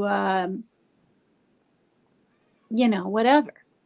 I've never done hard drugs, thank God. But also, you guys, I was born 1962. And, so I grew up in the 80s. And yes, there were drugs, but they weren't prevalent by any means. And back in the 90s, I heard that Washington State, where I am now, has the highest meth problem. Okay, now I'm sure there's probably more states now and whatnot, and little towns and countries and farmlands. It's everywhere. I honestly believe that's the reason we have so much neglect with our kids. The reason there's so much parricide, where the offspring are killing their parents. It's left and right. I also believe that's why so many children are missing. But dealing with or learning about the whole Summer Wells thing and stuff, you guys, there really is a sex trafficking hub. There is. From, I think it's Atlanta, all the way up through to New York. And there's more. There's one like from California all the way up on the other side of the United States, up here into Washington State. I mean, it's scary. I'm 5 minutes from I-5. I-5, you guys can Google it. I read this once. I was shocked. I was reading along and I went, oh, I-5 corridor, it's called, because there's break-off points into, what am I trying to say? Into Mexico and California and whatever. I-5 goes. Where does it go? Now I can't remember. Into Canada and everything. And, it's scary to think now, after learning all this stuff in true crime, ever being on I-5, which I'm not really. I don't go to Seattle or anything. I don't really have a reason to even be in a car except to go to the store. I ride my bike to my appointments and stuff like that. But to think that some woman or even boy or young man could be being held against their will in a vehicle being driven, this is what my mind does. And I had a really scary dream. I'm gonna share this of what I can remember. I woke up after a bad dream, which now I can't remember, went back to sleep, kept looking at my phone. I'd get 3 hours and then 2 hours and then 3 hours. I went to bed about 3 in the morning. And I had 3 different bad dreams. Maybe you'd consider them nightmares. But when I think things aren't even affecting me that much, like the Micah Miller thing, you guys, apparently it has, because your subconscious, most of us know, right, is what those thoughts can produce the dreams. This is what I read, and this is what I believe. Our subconscious thoughts. Apparently, went on forever, this dream. 1962, you're just a baby. You're so funny. You'd love a discussion about Gypsy Rose Blanchard. Really? All right. I don't see why I can't do that. I was just going to say that it's all Nirvana, Stone Temple Pilots, and Pearl Jam's fault. This is Texas, California, Florida. They're really bad, but Tennessee is supposed to be the worst. That's what I heard. Oh, email before I forget. It's Megan, MEGAN, _ right? That lower line. Do I dare say my last name? I've said it a million times. Keycheck. KYCEK. That's my married name. Okay. That's my maiden name is Michael. But my married name, even though I'm not married, because I just don't want to do all the changing, but one of these years I will. At yahoo.com. Megan _ KYCEK at yahoo.com. And I've given it out before. Ann P. has emailed me and some other ladies. And now I can't remember their names. Drives me nuts. But anyway, in this dream, I'm kidnapped. I don't really remember now how it happened, but I end up in this mansion and I have to clean and I have to act like everything's normal, but I can't leave. You don't think you're being watched, but you know you are because there's cameras on you at all times. And the worst part about the dream was this person that was keeping me was a pastor person. See how it. And I went to church and I hadn't seen my mom in a long time. And I saw her. Her hair was shorter, not long. It was white. She was sitting there. And I went up to her. I snuck up to her. Because for some reason, like, these people are afraid I'm going to tell someone I'm kidnapped, right? And I said, "Hi, Mom, can I sit by you?" And she was very upset. And I don't think she said no. I think she ignored me. Then the next thing I know, I'm being caught and lured off somewhere or something in this huge church. And then there's just all this weirdness going on and abuse of some sort. I think I even woke up in the middle of my dream going, or something. I wasn't crying, but it was, you know how dreams seem so real. And I wanted so bad to call, but I didn't know the number by heart, right? And I couldn't even pretend I was doing something to go get a number or go get to a phone. And finally, after hours, 3 hours, because I looked, you know, it was 6:30 and then it was 9:30. of this darn dream. And it was just so upsetting. I told my daughter even little bits and pieces. But it has to do with, and I didn't know where it came from. And then as I'm telling my daughter, I'm going, wait a minute. The story about Micah Miller. I mean, you guys, the guy, I believe, not allegedly, he admits to slashing her tires, her husband. He admits to putting a GPS on her car. He made her life a fucking living hell, and he knew it. She's strong enough to file for divorce.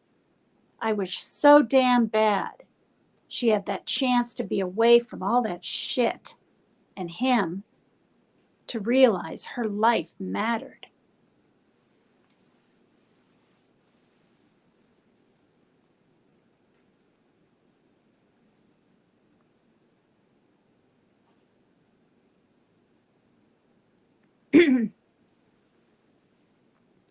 And apparently the family is going to try to do, or is doing, a wrongful death suit. Think effing.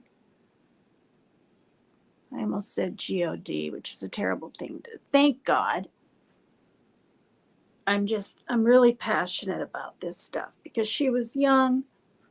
She had her whole life ahead of her. And to think about it, you guys. She's young. She has thousands of friends. Yes, she dealt with depression. But apparently, some literal drug dealer, you guys, was giving that pastor, what was it? Was it tranquilizers? What the heck was it? Something really weird to inject her with, or to make her inject herself. I mean, think about this. Like what? She went ahead and did it to appease the asshole? Or did he convince her that she needed it for whatever reason? You know, they probably had money. It doesn't look like she ever had children with him, but he had children with someone else, previous marriage or whatever, 4 or 5, and she was the stepmother. She got along and everything, but she never had a baby of her own.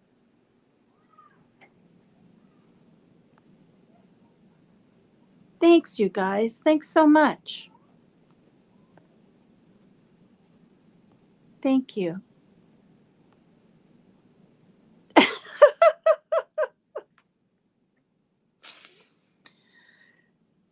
Yeah. Yeah. Yeah. But he's laid off. Hi, Ashley Y. How are you? Yeah.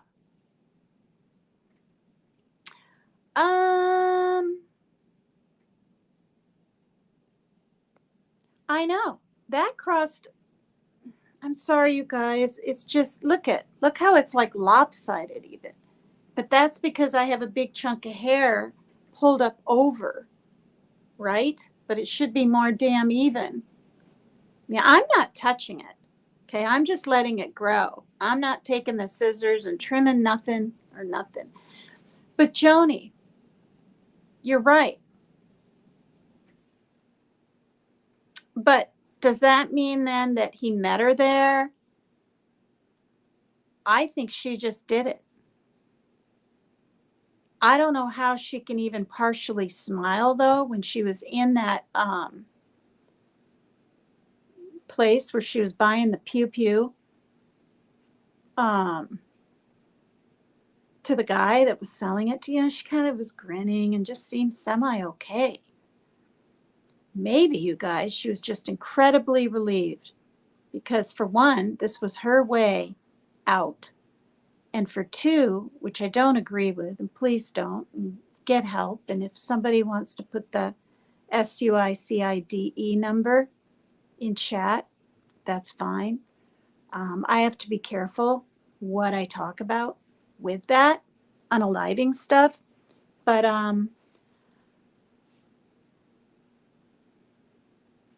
How old was she? Good question. Oh, was it steroids? Testosterone. You're right. It was testosterone. For a woman? That's weird. I'm sorry. Thanks, Tattooed Angel. Thank you. Thank you. Oh, you guys are funny. Yes, it was testosterone. Yeah.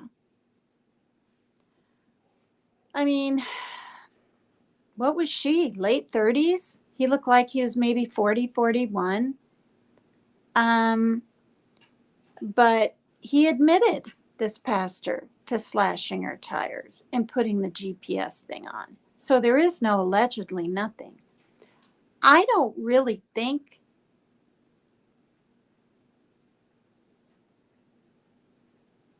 he did that to her. I mean,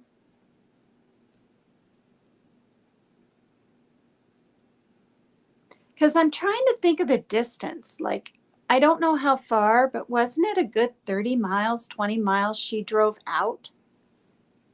And then she probably decided at the end she would call and say, hey, I want my family to know where to find me. I don't know. Horrible. But yeah, I have this crazy freaking dream about family and a pastor. And I mean, cleaning like your Cinderella all over the place. And I'm remembering now, I went ahead and I got to the doorway while the woman who was watching me fold clothes. I was folding clothes and organizing something in some room. It was a big mansion. And I went ahead and it was nighttime and I left. But I don't remember anything after that. I don't remember anyone coming after me, grabbing me again, nothing. And oh no, I'm remembering parts of it. I made it all the way into town. It was nighttime. I was petrified. I knew what street my mom's little house was on. It's very weird. But I couldn't get there. And then I woke up. Sometimes we're very glad we wake up when we do. But you guys, I'll go years without dreams. Years, not one a month, nothing. Not a good dream, not a bad dream, nothing. And I had like 3 practically nightmares last night. It was weird. So, obviously, this stuff, different aspects of it, it affects us. Hi, Sherry.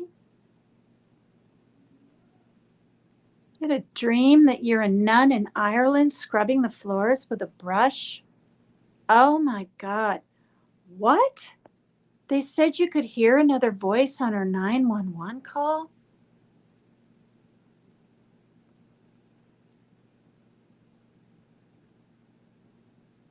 Really? That's just awful. Now, I did see on YouTube, it came up on my feed somewhere, that the drug dealer, right, of this testosterone or whatever has been arrested. Did you guys hear that?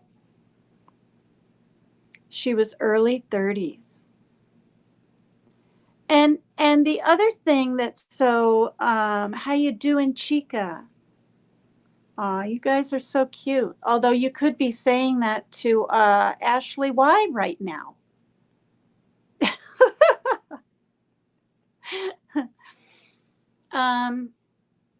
Yeah, and before I forget, Tattooed Angel 2229, she did have her big celebration party. I had these pink balloons. See?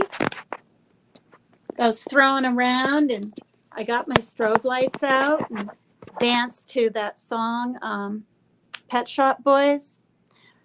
Dun, dun, dun, dun, dun, dun, dun. The West End girls, the East End boys. Or is it the East End girls, the West End boys. I don't think it's West End girls, East End boys.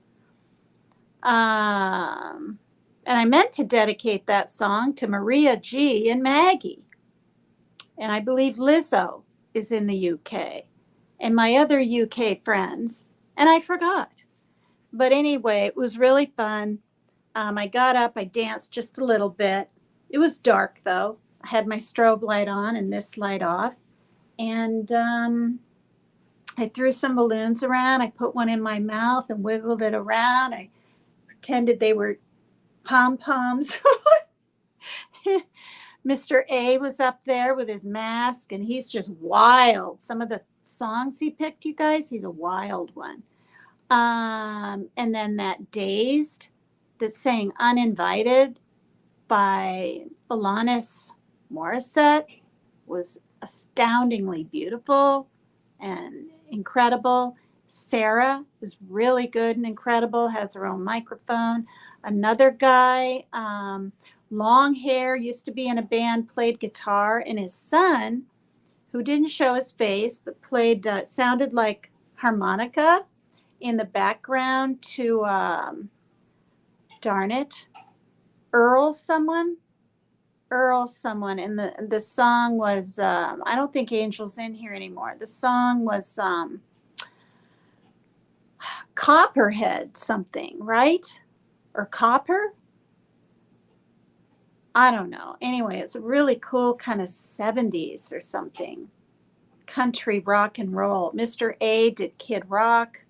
And then a new gal, her name is Lisa Kruger. I mean, that's her avatar.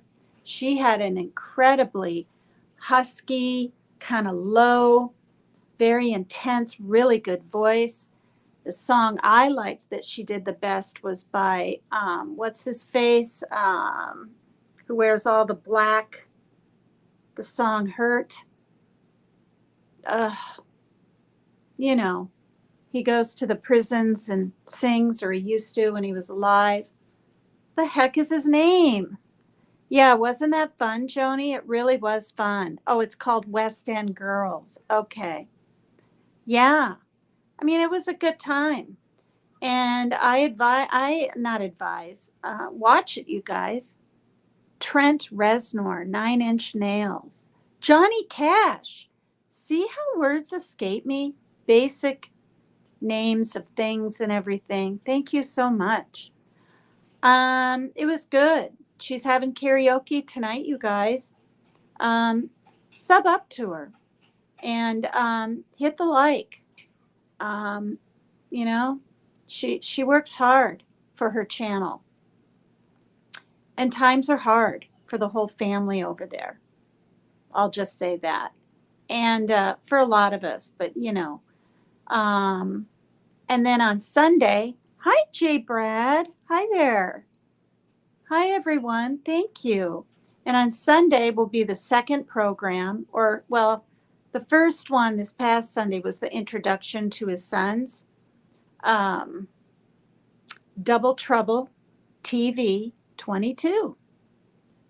Tyler, I believe, is 13. He's the older son. And with Rebel, they're going to do like a prankster kind of game kind of thing. And we all sent in ideas and suggestions. I sent about 8. And the more the merrier, you guys. And anything, any money that Cash Apps, PayPals, whatever, that come in are for his son. What else? So, and then Becca, as people know, I'm always plugging or whatever their channels. They're really good friends of mine. Known them for 2.5 years now. I met Tattooed Rebel on Dolly Vision's panel 2.5 years ago. Let's see. Yeah, so he started channel first, and then Becca. Their sweet daughter, Trinity, makes jewelry. She probably still does. She made me adorable turtle earrings that I wear now and then when I wear some danglies. Like I've got You know, my stars for the memorial, whatever. Um, but she's a sweetheart. She really is. And then there's sweet little James. James is so cute. That's their son, who they basically took in slash adopted from, I believe, a family member and is raising, um, who I believe is autistic. I think it's okay for me to say because they say it on their channel, or they used to. But he's so sweet. I don't know if he's 9 or what he is. I think I hear one of the kittens meowing. No, they're all in here. I don't know which kitty it is. Okay, so please go over there. Tattooed Angel 2229, Tattooed Rebel 2229. Rebel does game nights, little trivia things. He's doing the pick words out of a big long thing. I mean, it's fun stuff, you know. You're bored or you don't know where to hang out. They're really good company and good friends of mine. Joni's always over there, and other people. I'm not sure if I'm going to be going over and doing karaoke over there tonight. I don't always make it every weekend, especially singing, because I share the other iPad that I get the Cara Fun karaoke off with my son. And he's having a difficult day. So, you know, I'll probably hit the like. Who's that tapping? Is that you? Me. Okay, I didn't hear your hear.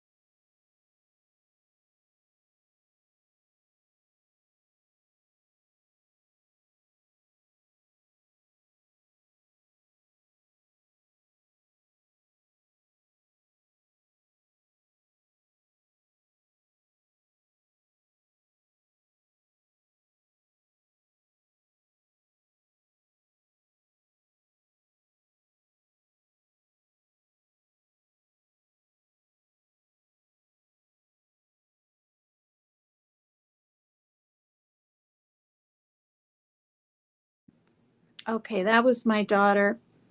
It's sometimes it's a late dinner here, especially if we all have late lunches, but I'm going to read this common patterns of irrational thought in anxiety and depression and close, you guys. But now I'm seeing this. JLR is in the hospital? Aw, thanks, Ashley. Thank you. Thanks, you guys, for subbing up to Angel and Rebel. They're really good, nice people, very non judgmental. I don't have a single tattoo anywhere. Most of you know that. I would love to get one someday, you know. Um, and if I have the guts and the money, I will. But she does tattoos, or I mean, what's it called? Draws them, makes, draws, whatever. So he has tattoos and piercings, and she does, and they really know their stuff about that. So I found that interesting too. What is wrong with him? What? He has posted he has a blockage in his stomach. Wow, JLR has an intestinal issue. He's in good hands though. Okay. Oh, you're funny, Ashley. Why? You'd love to take me to get a tattoo? He may need surgery, Anna Marie. Winter, autistic people are cool. Yes, very smart. Mm-hmm. Wow. Okay.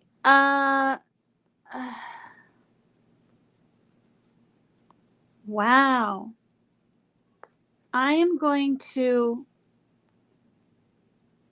put this up and leave it up just a little bit while no, I'm not, because I got to have my, that up. If anyone wants to tip your hostess today, help support my channel, help me pay for gosh darn StreamYard. This is the third time I'm going to say this. I said it in the beginning. I said it half an hour later when more people came in, and I'll say it now.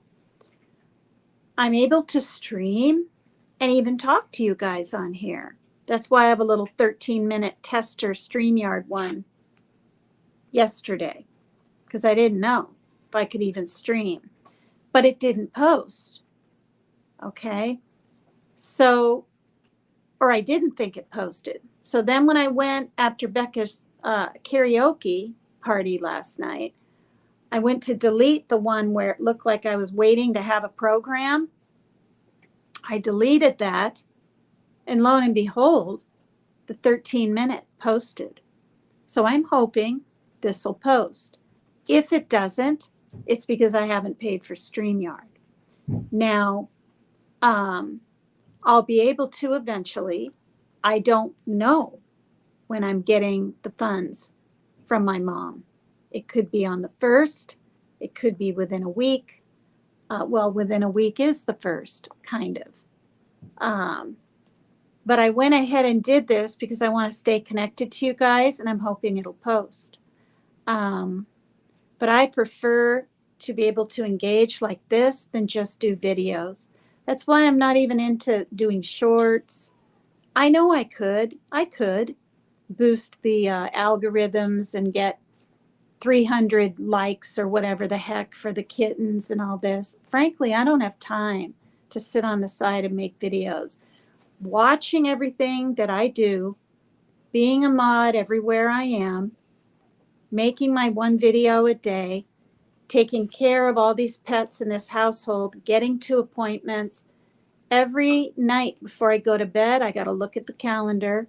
Then I got to do a Post-it note so I don't forget, and this is how it is. So my kids are grown, but I'm a stay-at-home mom. My job is constant, my work job, unless I'm sleeping. And that's how it is, Okay, so common patterns of irrational thought in anxiety and depression. People who are chronically depressed may develop more rigid, demanding, or unrealistic beliefs or expectations about themselves, other people, or events. These are referred to as dysfunctional attitudes. While not as extreme as delusions, such attitudes color the individual's daily life and give rise to automatic negative thoughts. ANTS, ANTSs, which are intrusive thoughts or images that occur spontaneously when emotionally distressed. Oh my gosh, I'm going to read this to my son. The content of ANTS include these patterns of irrational thoughts. And very quickly, once again, it's from Pebbles in the Pond, Living with Chronic Neurobiological Disorders, Directions in Education, Training, and Consultation, www.pebblesinthepond.com. I love this book. It's about 15 years old, but it's very informative. Emotional reasoning. A conclusion or inference is based on one's emotional state. I feel guilty, so I must be guilty. Overgeneralization. An unwarranted conclusion with significant implication for one's life is reached on the basis of one experience or a small set of experiences. Medication can't help me because I took Paxil and it didn't do anything. That's an example. Catastrophic thinking. Amplifying the impact of a clearly negative event or experience to extreme proportions. For example, an argument with one significant other is interpreted as meaning the significant other is going to end the relationship. That's catastrophic thinking. Amplifying a clearly negative event or experience to extreme proportions. All or none, black or white, absolutistic thinking means complex or continuous outcomes are unnecessarily divided into polarized extremes. Example, I know you hate me because you didn't come to my party. Okay, that's an example. Shoulds or musts. Rigid standards or an unrealistic degree of presumed control over external events produce imperative statements about oneself. Example, I should like everyone, even people who hurt me. Weird. Okay. Negative predictions, which is also fortune telling. Okay. I mean, that's another word for it. Negative predictions, fortune telling, it says. Prematurely predicting failure in a new situation on the basis of pessimism or on earlier experiences of failure. I won't get the job at that grocery store because I didn't get hired the last time I applied. That's an example. Mind reading. Another person's thoughts, intentions, or motives are assumed to be negative. Example, I know my boyfriend's mother doesn't like me. She just pretends that she does. Wow. He has almost all. Mind reading. Another person's thoughts, intentions. I just read that. Labeling. Viewing an undesirable characteristic of a person or an event as definitive of that person or event. Example, my name is Sally, and I'm a schizophrenic, or a diabetic, or an alcoholic. That's labeling. Personalization, which, by the way, you guys, that's not a bad thing, because then you're not in denial of what you have or if you have an issue. That's the word that it's called, labeling someone. Now, these people maybe have schizoid affective disorder and they don't have schizophrenia, which my ex thinks he does. But the MHP up here, 3 different times, said no. Now, granted, that was 5 years ago. Maybe he's getting it. I don't know. I hope to God not. The scariest thing out of him even going off his meds was when he said he thought he was hearing voices. 2 days ago, you guys. It just, I didn't want to act alarmed, so I was kind of like, are you sure? Like, you're hearing voices. And then he's like, well, and then I'm like, and then I even said, I don't think you are. I said, I think they're your thoughts that you're hearing, or are you hearing? And I asked him again. I'm telling you, you guys, I just don't know. And that's what's scary about mental health, is even when you know, you can't just take a pill that magically gets rid of it.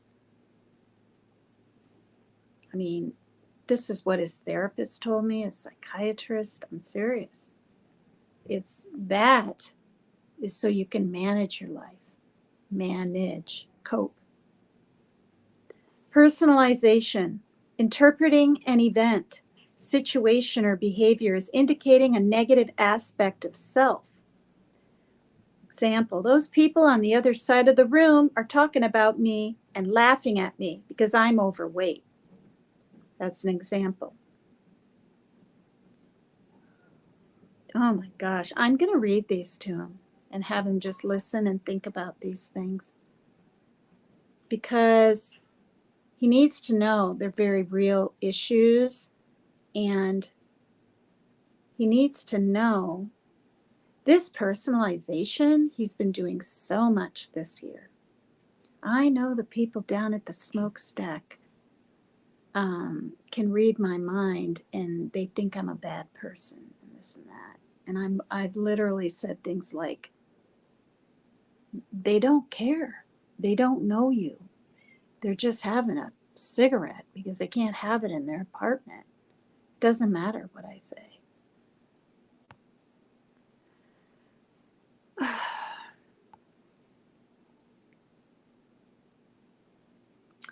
Can I stream just using YouTube? I can make videos. Yeah. I'm Winter and I have high cholesterol. Yeah, I used to. I don't anymore. I got my blood drawn the other day and the count, it was 253 way before and then 148, blah, blah, blah. Or no, 248 and, kind of going down a little. Oh, wow. Hi, Demetrius. Yeah, it's a real hard time, Anna Marie. And it's hard for all of us. It's like sometimes I feel as mentally disturbed as he does. Because it's all the time. And I mean, not that much or whatever, but it affects the whole family for darn sure. No, I know you were labeling yourself. That's funny. I know you were. My numbers with LDL and HDL were 160, which is, for me, really good. It's below 200, below 253. Yeah.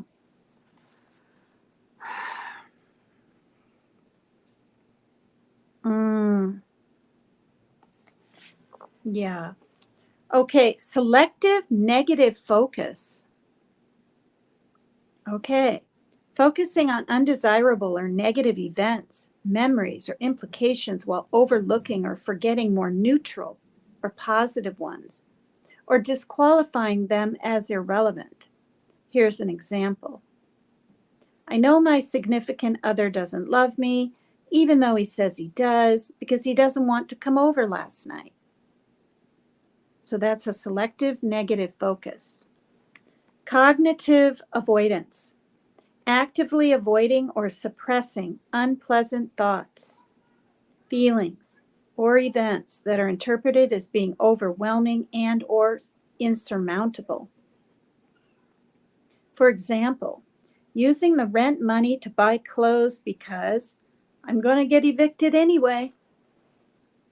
That's a cognitive avoidance example. And one more, and I'm going to end my live because it'll be 3 hours. It's 2 hours and 55 minutes, and I can do longer lives, but I need to get some dinner going and I need something to drink. I haven't drank anything all this time. Somatic. And then it says MIS in parentheses and then focus. Somatic. Tending to interpret internal stimuli as definitely indicating a catastrophic event is about to happen. For example, tingling in the arm might be interpreted as indicating an impending heart attack, or a headache may be seen as a prelude to a stroke. Holy moly cannoli. And a lot of that's the internet, you guys. You read stuff and you go, oh, maybe I got skin cancer. Oh, I have a different colored mold and blah, blah, blah. It must be cancer. No. I mean, get checked. I had a skin check one time. Probably need another one. I don't know. It's been good 4 years. But I did it because I was using the gosh darn tanning bed I used it for 3 years in a row. A lot. I mean, I was brown, you guys. It was bizarre. And it's addicting. I wasn't dark brown, but I was a light brown everywhere. And I didn't want to lose my tan. And 20 minutes every day, not even twice a week. I didn't use sunscreen. I felt like, oh, well, I mean, I want to get the sun or get the fake rays or whatever. And I did it completely naked, as you down south say. Naked, whatever, because I didn't want the lines. It felt good. You know, it's like basking. I had the things for my eyes. The thing would come down. If it got too warm, you could pull the hood or whatever up a little. There was a timer. I think music. I should know. Maybe not. And yeah. But all I'm saying is not every single thing that other people go through on the internet, it doesn't mean you're going to, ever.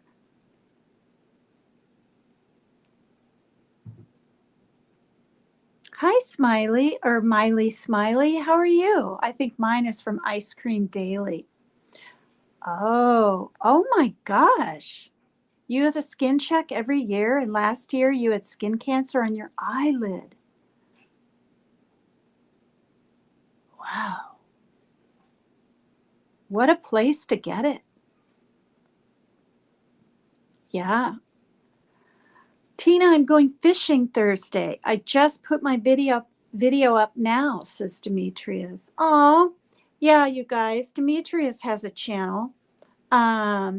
It's Demetrius Corey Carter.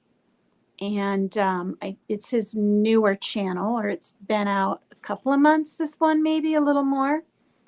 If you would so kindly go over there. He goes through a lot. He needs subs. Sub up. Give him a like. Watch his little videos. I don't think they're very long. I don't know if he's going to do panels at a later date or if he's just I think he's making little videos. I don't think they're lives. Right, Demetrius? Yes, Provistatin. Okay, so do you take something for cholesterol? Winter, yes, Provistatin. I take rosuvastatin. And before that, for a year and a half, and then the tops of my legs were so hurting, you guys. Just walking up the steps, they were downright sore. So I brought it up to my doctor, and he instantly switched me from adverstatin to rosuvastatin or something. And I don't have that anymore. I'm here to say, you guys, okay, good night, Demetrius. Thank you. Thank you for coming in. I'm here to say, when the doctors go, ooh, your blood pressure is a little high, don't panic, but do something about it. Because for years, I would ride my bike up to the doctor, and it was always right around the same thing, 110/70, 110/70, 110/70. When I had my stroke, it was 196/96. I remember those 96s. That's really high. And this is the thing. I didn't feel any heart fluttering. I didn't feel flushed. I felt nothing. I felt good that day. I felt good. I was rested. I had a bowl of cereal. I rode my bike. I just noticed some numbness here when I was taking my jacket off on my right wrist, numb. And then it progressed from there within minutes while I was at my eye appointment. So I also didn't know when one side of your brain, my thalamus was over here, makes the other side of your body do its, stuff, numbing and whatever. But yeah.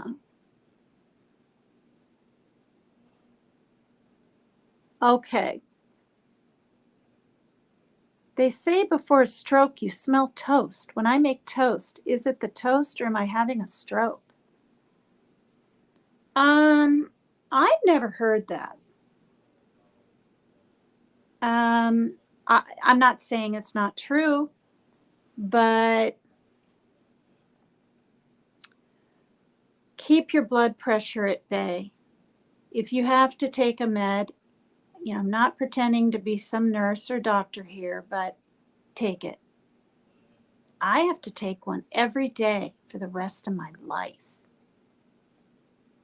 I have to take a cholesterol med every day for the rest of my life. Probably even a water pill, the hydrochlorothiazide, to thin out the blood a little bit. And a baby aspirin, which you can swallow or chew. And then I take my antidepressant, which takes the edge off the hard stuff around here, that I've been on since he was 4 years. I'll probably be on that for the rest of my life. I used to take a vitamin. I used to take fish oil. It's really good for the heart. But they're so gosh darn big. I don't know. I'm already taking 7 different things because I take my 2 propopanol for my tremors, which are pretty bad. My right hand my left is worse than my right because my right, I'm right-handed, I'm stronger. I write with that hand and everything. Yeah. But they're all so small, I just take them. I actually take 3 at a time. I'll take 3 and then 3 and then like 2 separate on the bigger. But you guys, I'm going to go. Next time, because I already covered all this depression and depressive moods. Wow, there's a lot of depression. Psychotic, melancholic, atypical, seasonal, postpartum. I covered that a little while ago. Parts of the brain. There's major depression versus dysthymia. dysthymmia.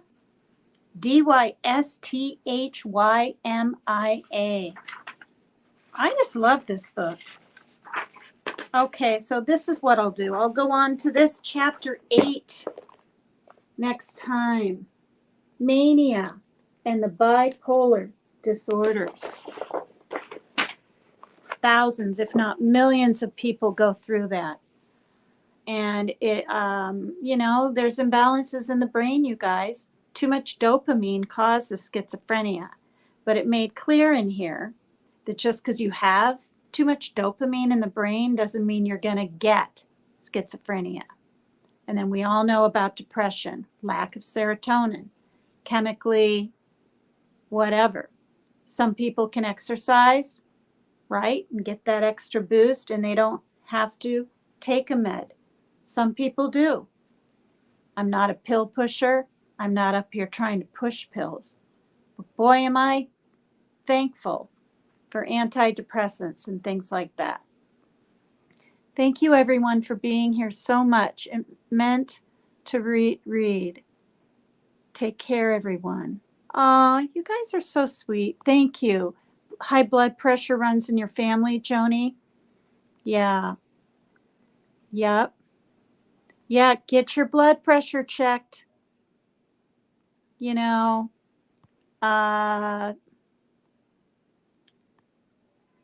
Don't let your bellies get bigger and bigger.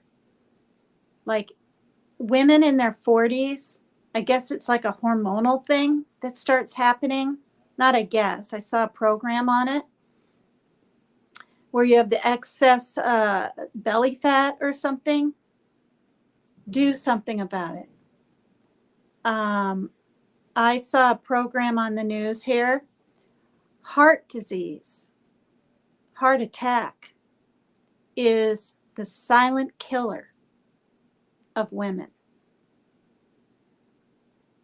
Okay, I know it's Memorial Weekend, and I'm not trying to be depressing. I'm trying to be helpful for what I went through. And no one's dissing me in chat. It's just, it dawned on me that, we need to think about our veterans.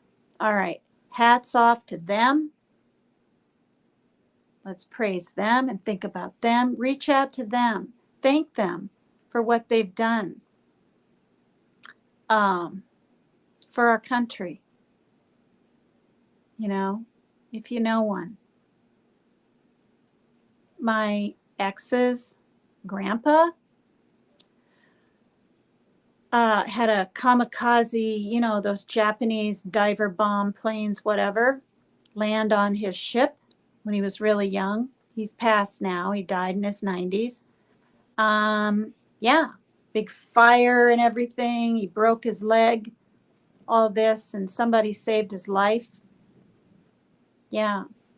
And my ex, my son's dad, was in the Air Force. Yeah. For 2 years, I think it was. I don't think it was 4. And yeah, he served in Okinawa, Japan, at Kadena Air Force Base, where I lived with him there for, I think it was 7-8 months. Yeah. And then we went through issues there, like I've talked about before, and left. Anyway, you guys, my daughter's knocking. She's been really patient. You guys have too. I love you. Thanks for coming to PCT is Extreme. And if you want to help me with my channel, it'd be greatly appreciated. I'm just going to say it. If somebody was able to donate 20 and then 5, StreamYard will take it like that. But I'll have StreamYard paid. Litter for all these cats. I have 1 inch left in the litter box. 1 inch. But I clean it every day. I can't buy anymore till I have money. I can't. We have plenty of food. We get food stamps and stuff. And as most people know, my son's SSI helps with the rent. And it hasn't always been like that, where he's had to pay, most of it like this. But my ex, his dad, is helping the best he can. Times are hard for everyone. You don't have to, but I'm telling you, if I see a Cash App or PayPal, be wonderful.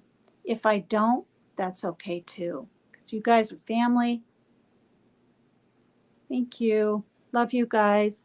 Okay, I'm coming, Shaylin. Thanks for being patient, hon. Love you. See you next time. Bye. Hit the like. Please subscribe.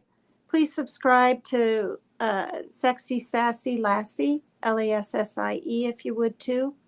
My other channel. Love you.